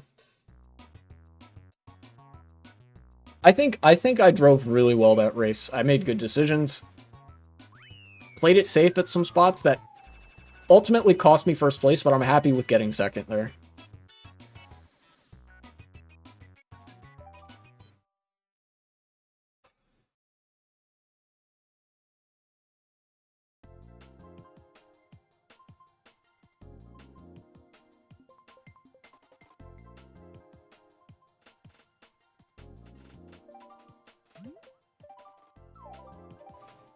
Ghost Valley, let's go. Let's do it, please.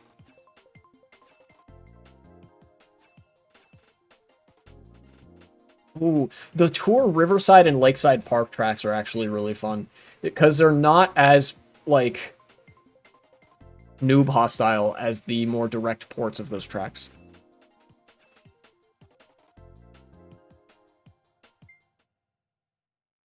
I don't know what got picked. I think it was Neo Bowser City.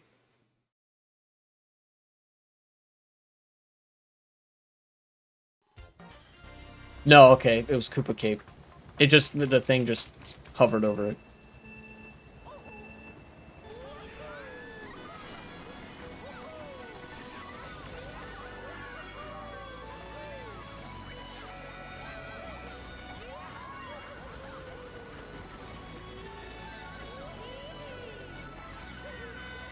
Oh no. Yeah, item, please, thank you. Red shell. I can't pick up the phone right now. God dang it. My fucking doctor calling and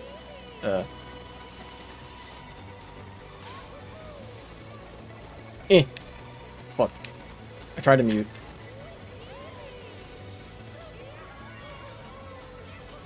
You know what? I'll call him back. Not urgent or anything. It's probably just scheduling another appointment.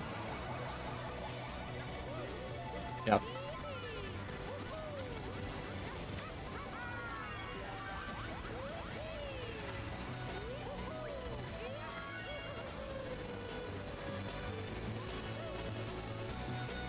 So far, so good.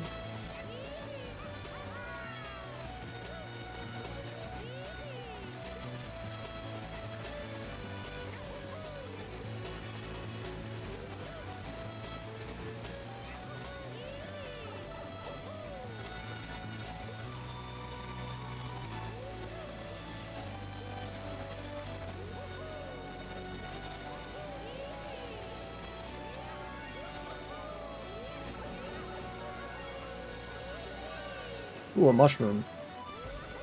Now, I know the shock is going to happen pretty soon at that. So I think what I want to do is use the mushroom here. Right? Yeah.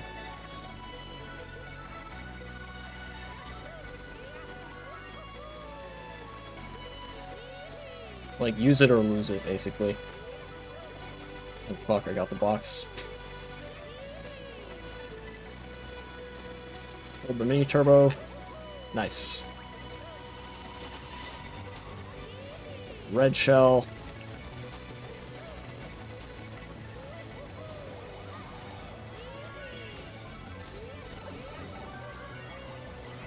Okay, well. In any case. Yay! Good race, good race.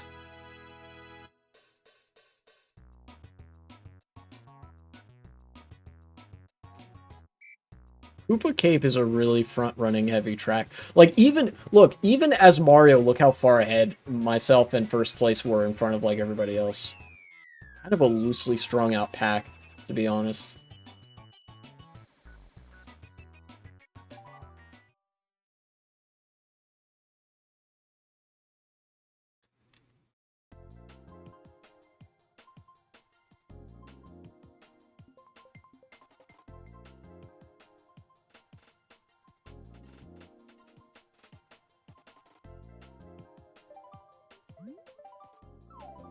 Give me Remix Ghost Valley 1, please. I want it. I really want it.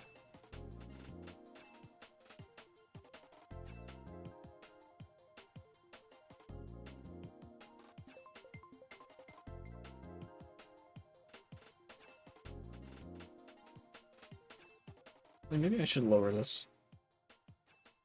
Yeah. I'll just lower the capture card audio a little bit. 12 players, we've got a full room. Let's go.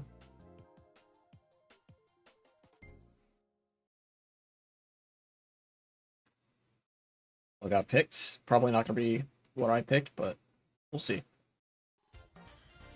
DK Jungle Parkway. This is good for Mach Bike more so than Flame Runner, at least.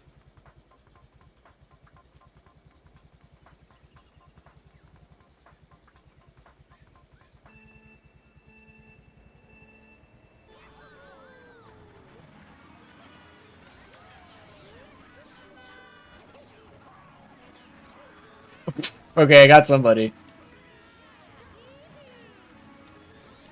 Ow. Yeah, everybody go ahead.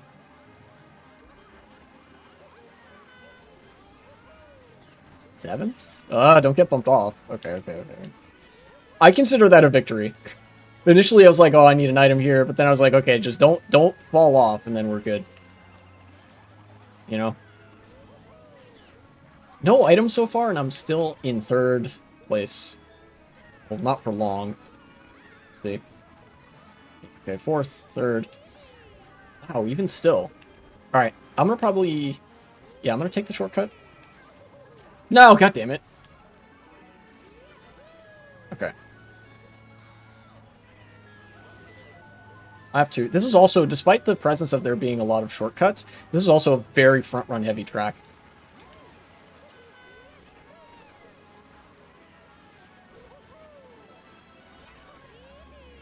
Oh, I know exactly where I want to use this too.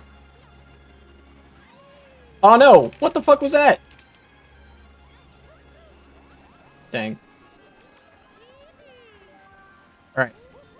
Star? Probably gonna use this at the next set. Yeah.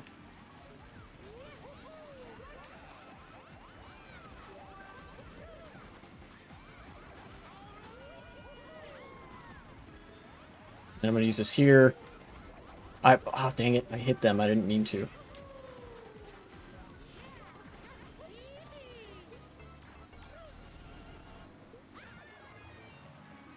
Wow, I sent that...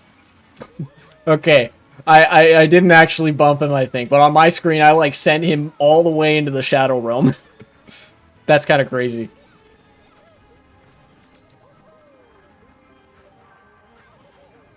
Rip. I played that section pretty poor. But now I'm in a good spot to get an item. At the very least. Give me that. Okay, 3 shrooms, not bad. There still hasn't been a shock, which is crazy. I'm expecting it to happen here.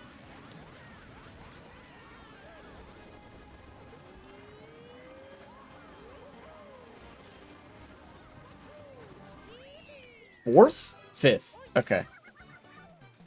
Wow. No shock that... Oh, 6th? What? You gotta be kidding me, dude. Dang. I guess there's no avoiding that I'm gonna have a lot of lag on Retro Rewind, which is fine, I suppose.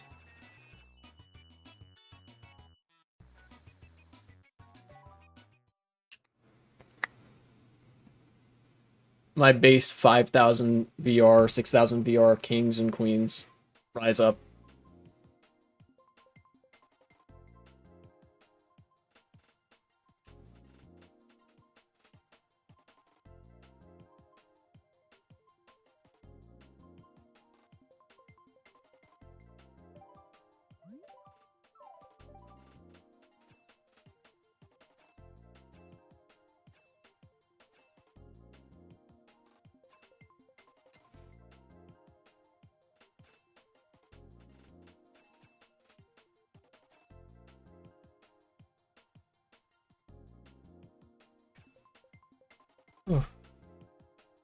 Jeez.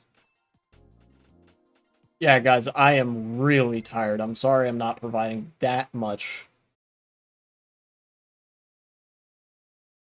commentary. I just saw another, I just saw your average opinion article headline. Fucking hate opinion pieces.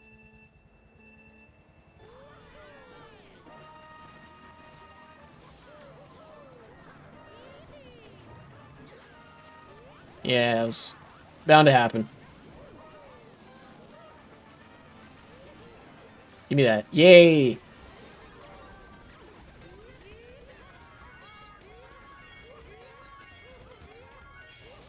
I don't want to talk about it.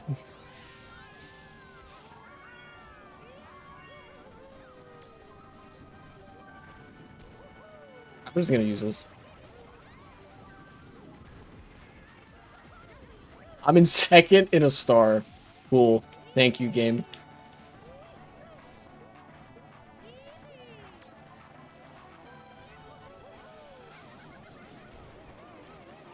Alright, and then the shock happened. I'm probably going to take over first for a little bit here, but it's going to be like... Yeah, okay. I was going to say it's going to be short-lived because of how many blue shells happen, but then, you know, that guy just passed me, so it's all good. Now, Elos, if you're watching, I have no intention of throwing this at you. What I'm going to probably do is get another item and then throw this backwards. And that's going to be that. Ow. Fuck. Don't low trick that one.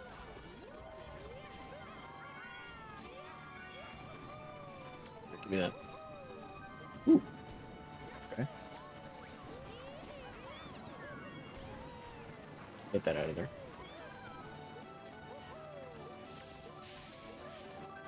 Ah. Chain? I'm gonna chain it. Exercise some discipline. No, you fuck. You stole my box. Asshole. You see, what you're supposed to do with a Mega is just get out of the way. I wasn't, like, veering to hit him or anything. I was just driving straight. And then he slowed down in a star to hit me. Like, what the fuck?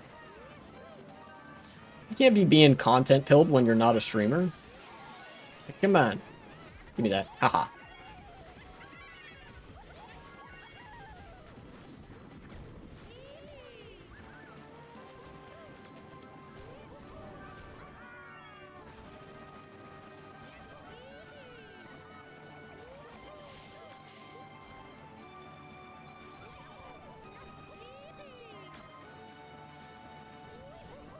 Damn, 3rd place despite all of that. Ow. Oh, I might have spoken too soon, but yeah, okay, 3rd place.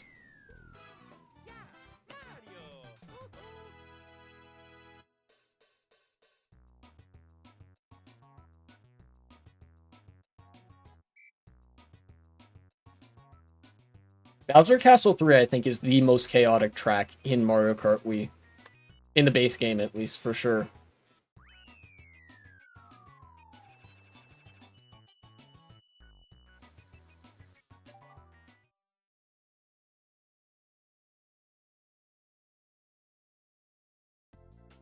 Anyway, as I was saying, the average opinion article, fucking CNN opinion, increasing the minimum wage comes at too high a price for workers.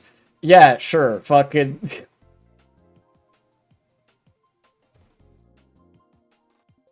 great. Cool. Love my fucking capital class, dude. Yeah, workers getting paid more is actually bad for workers because we'll just increase the prices on everything anyway. That's kind of a kind of telling, don't you think, of the fucking interest at play? Well, as if, first of all, as if they don't fucking increase the prices anyway. But then second of all, I've explained on other streams that like that's not like a just a fucking bad analysis. That's a threat. You know, that shit is a veiled threat whenever the minimum wage or unionization is part of the discourse, right?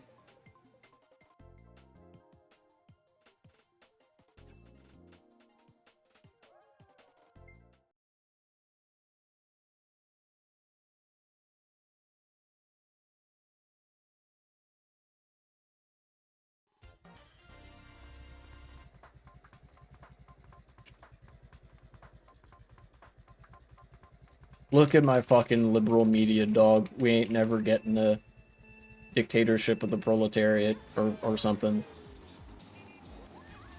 Seriously, see it like woke CIA drone pilot. You mentioned earlier that there's like that guy that contributes to the Intercept, nominally left-leaning outlet, is like part of the capital class and is like, you know, connected to the CIA and Project 2025 and whatever. It's like this for every fucking news outlet. You know, and here's an example. Like, I bet you whoever wrote this shit has some connections in the business world. There are people that contribute to CNN regularly that are like Republican mega donors and shit. Like, these people are all like, whether they're the more centrist billionaires or whether they're active fascist billionaires, they donate to the same news orgs. They like donate to the same political candidates and parties. That is to say, both parties and basically any candidate that they can find. And like they all ultimately have the same ideological priorities at their core, which is the protection of their own interests at the expense of the worker, which is why they advocate against shit like the minimum wage and unions. Like for every opinion article like that one, there's also opinion articles that say, "Oh, we don't need unions. You know, the unions are just a go-between between the workers and their bosses. You know, we'd much rather have a direct line of communication with the workers." You know, as a way of like picking off workers one by one effectively. And it doesn't matter whether a news outlet is nominally left or right wing, because they're all owned by the capital class. That's the opinion that you get. You will never see, and I do mean never, you will never see a socialist writing an opinion column in a newspaper, because if they're a socialist, the newspaper wouldn't take their opinion to begin with.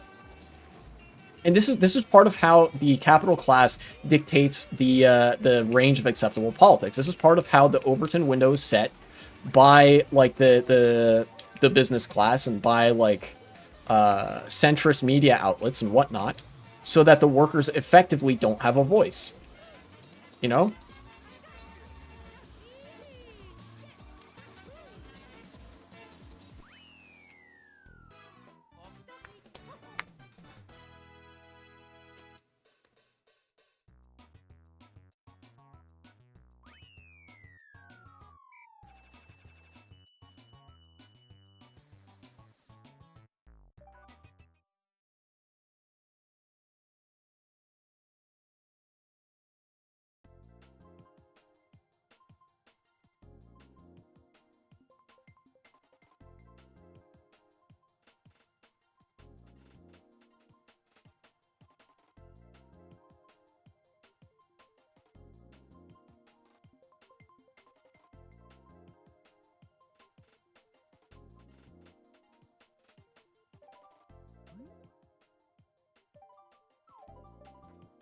Please give me RMX Ghost Valley 1.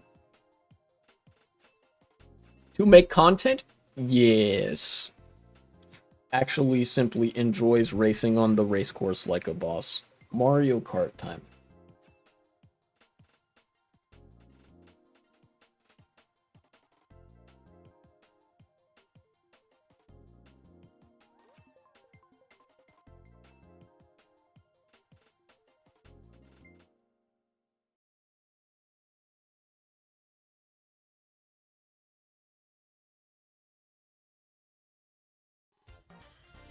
Ah, Neo Bowser City.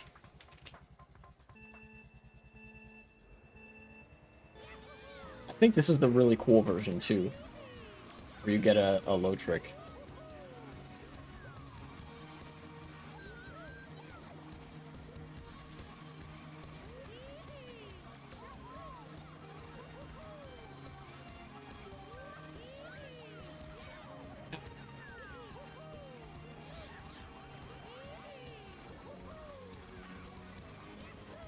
By the way, big props to the Peach, or on my screen, Bowsette on the Dolphin Dasher. Dolphin Dasher's strongest warrior right here.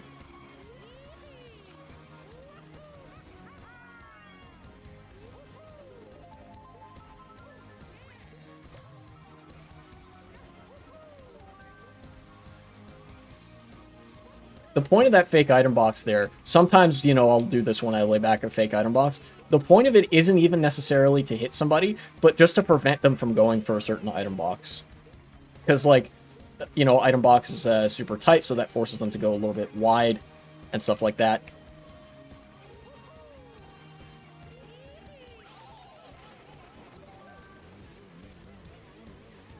Fortunately, got shocked into the boxes rather than after them, which is good.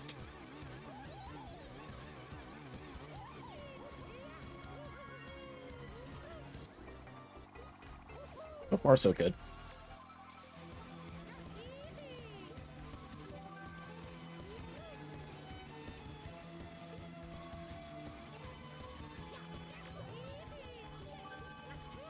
Got him. I'm really good with banana placement.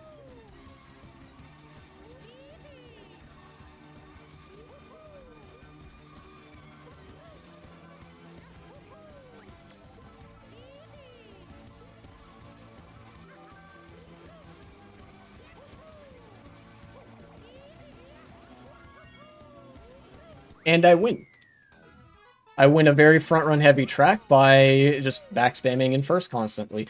And you'll notice I was a little bit more, like, just free with my item usage, as in, like, I didn't necessarily always wait till I had 2 items. I usually did, but not always, because Neo Bowser City, very twisty, turny track, a lot of walls, a lot of points to fall off, which means that if I'm far enough ahead, there are few enough straightaways that a red shell won't reach me. Like, red shells in Mario Kart Wii really bad. They're good for, like, short to medium range, but not long range. So a red shell would hit an item or hit a wall, almost 100% guaranteed, before it gets to me. And so the only real danger on that track is a blue shell, which, honest to God, I kind of thought would happen, but it didn't. So that's why you'll see, like, on tracks like that, or like Bowser Castle 3, if somebody gets in first, it's not uncommon to see them with no item in first, because the track itself is a good shield against red shells. Usually, like, on some other tracks, you might want to have 2 items on you at all times. One for throwing backwards, another for having a red shell shield. But that's on tracks that don't act like that shield unto themselves. And Neo Bowser City is one of those tracks that you can just use to your advantage against red shells. Oh, nice. We got this track. Sick.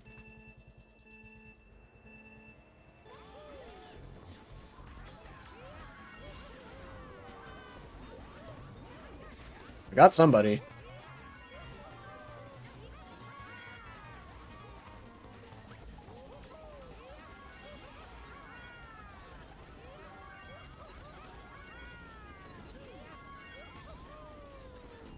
It's a good thing I went wide there, because, oh my god, I almost got him.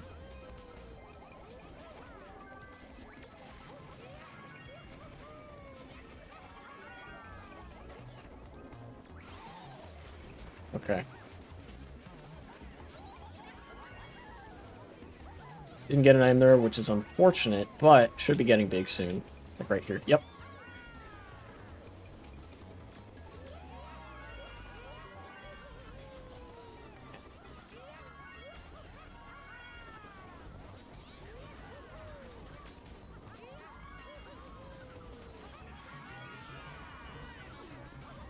Ow.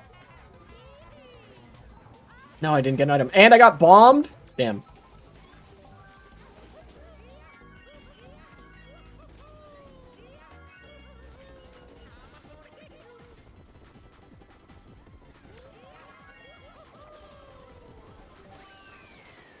Okay.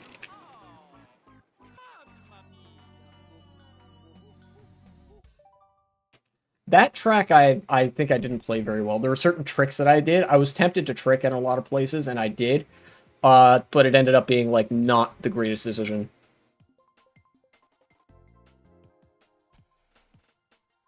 Like, before those turns, I shouldn't have tricked. Yeah. But we've played that track now. Let's do Remix Vanilla Lake 2. Going through all the remix tracks. Or at least as many of them as I can before the stream ends, which will be in about 9 minutes. In fact, I can start crossing some things off my list for today. Cross that off the list. We got a couple more things to do today.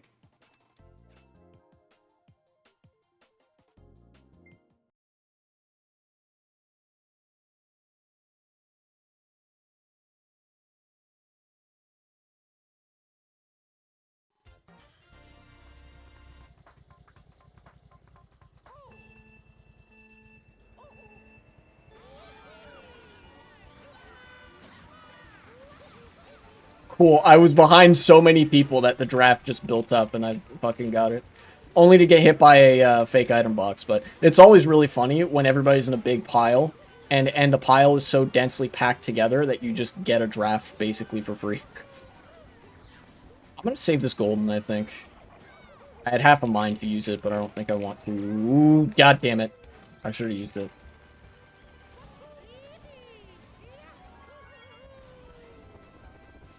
And I didn't get an item. Wow.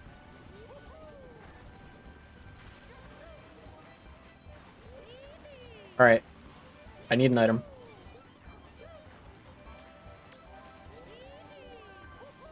Okay, star. I'm gonna chain this. What's going on there? You motherfucker. Okay. That guy's in a star behind me, so nobody has the shock. Star into triple shrooms. I'm just gonna chain these. That's fine.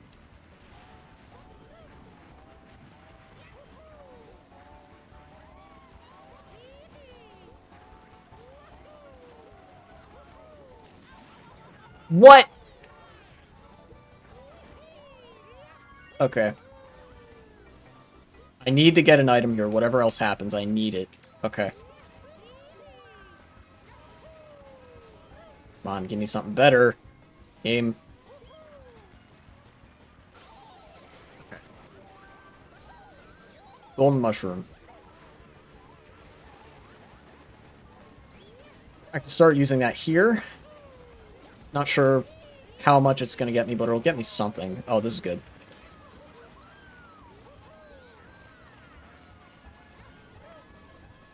People probably hold mushrooms for this ending bit.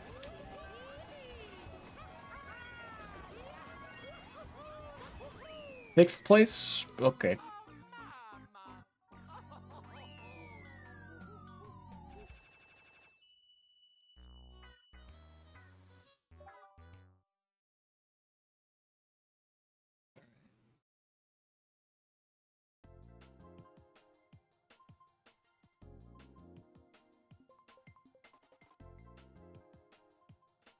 Ooh, the Olympics are coming up.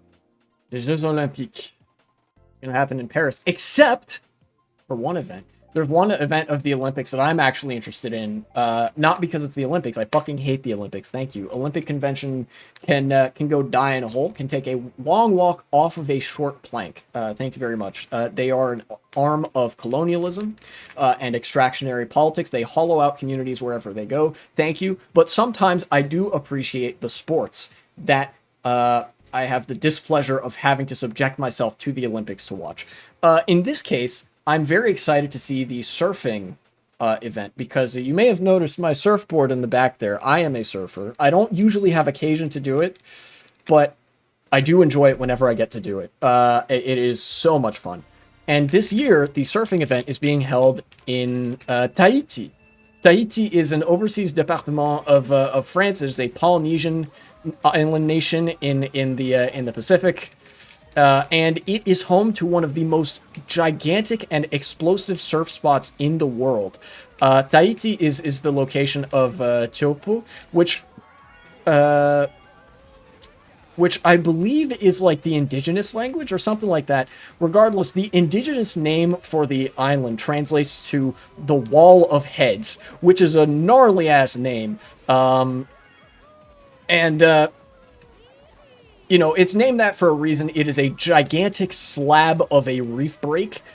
People have died there. Very unfortunate. But either way, it produces some absolutely spectacular sports for when people do not die, for when everybody ends up being okay, or even if somebody gets hurt but doesn't die and whatever. And just recently, a bunch of surfers went over there to prepare for the big event, and it was absolutely huge. Like, it was as big as I've seen it in probably a long time. Which was a big deal. Pretty big deal. We're on this.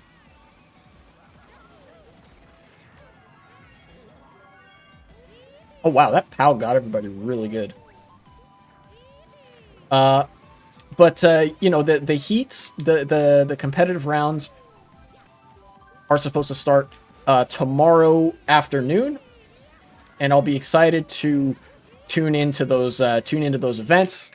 Not because I'm terribly interested in who wins. I could not give less of a shit, but just because I want to see some good surfing. I am a absolute sucker for surfing as a sport.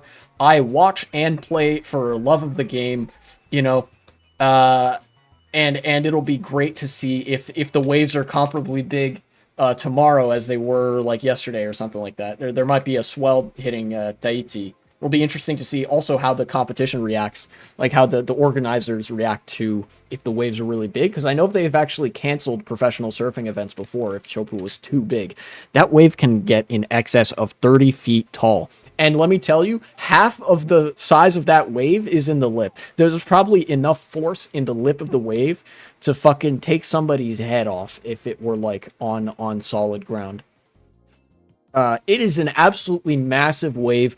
It's shape. The shape of the wave is truly unique, and I love watching it. It is one of the most fun things that I can ever do in my free time. Is just watch that surf spot absolutely go off.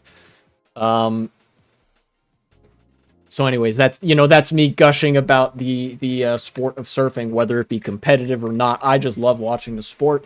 I don't give a shit who wins or loses. That doesn't define who's like the best or coolest surfer in my heart. I just want to see some good rides to be had. Want to see some cool stuff. And this might be the last race of the stream, but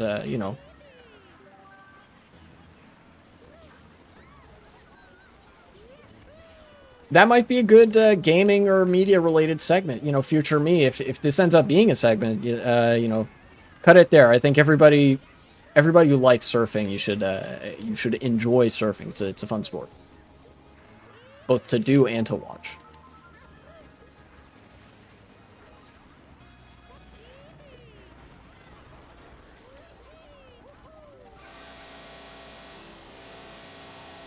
Bro, what? No, somebody's hacking? Oh, you gotta be kidding me, dude. Oh, it's that Mario back there, isn't it? Yep, I see him. Mario standard cart. Well, this is gonna be, quite something.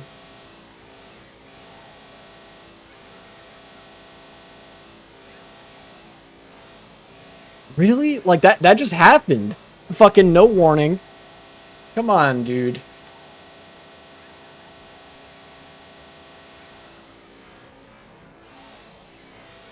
Please. Let me live.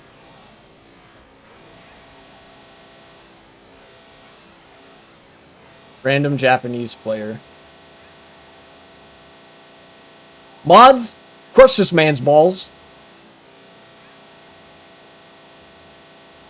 Okay, well now I've seen evidence of the hacking that everybody's talking about in the server.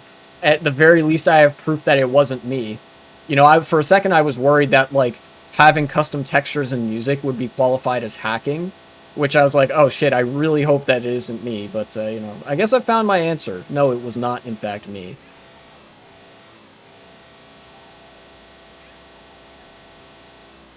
I guess I have to sit here for however long until the race auto completes.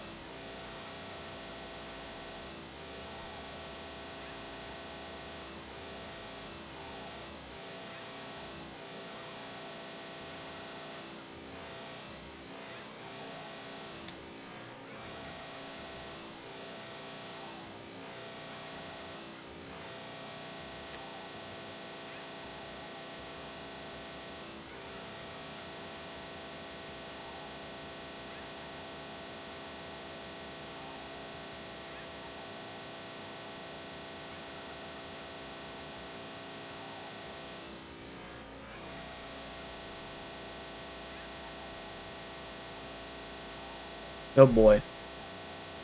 How long is this gonna go for?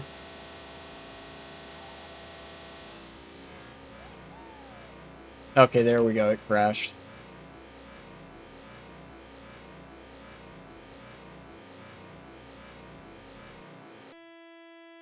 Yep. Rip.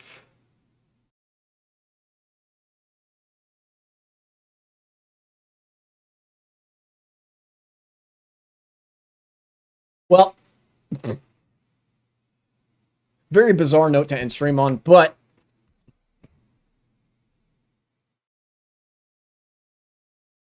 that's it, I guess. I talked about what all I wanted to talk about. Thank you very much for tuning in. The experience may have been soured a little bit at the end there, but I think that was, you know, it was at least short enough of a duration to be funny. So I will now raid Azan.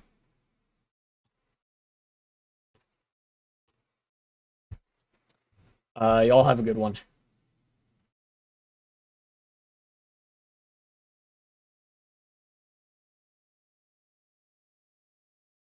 Wait, cancel. Hold on.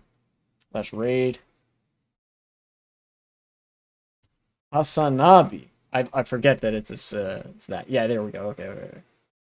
Hasanabi. Have fun in the Hasanabi broadcast. I'll see you guys later.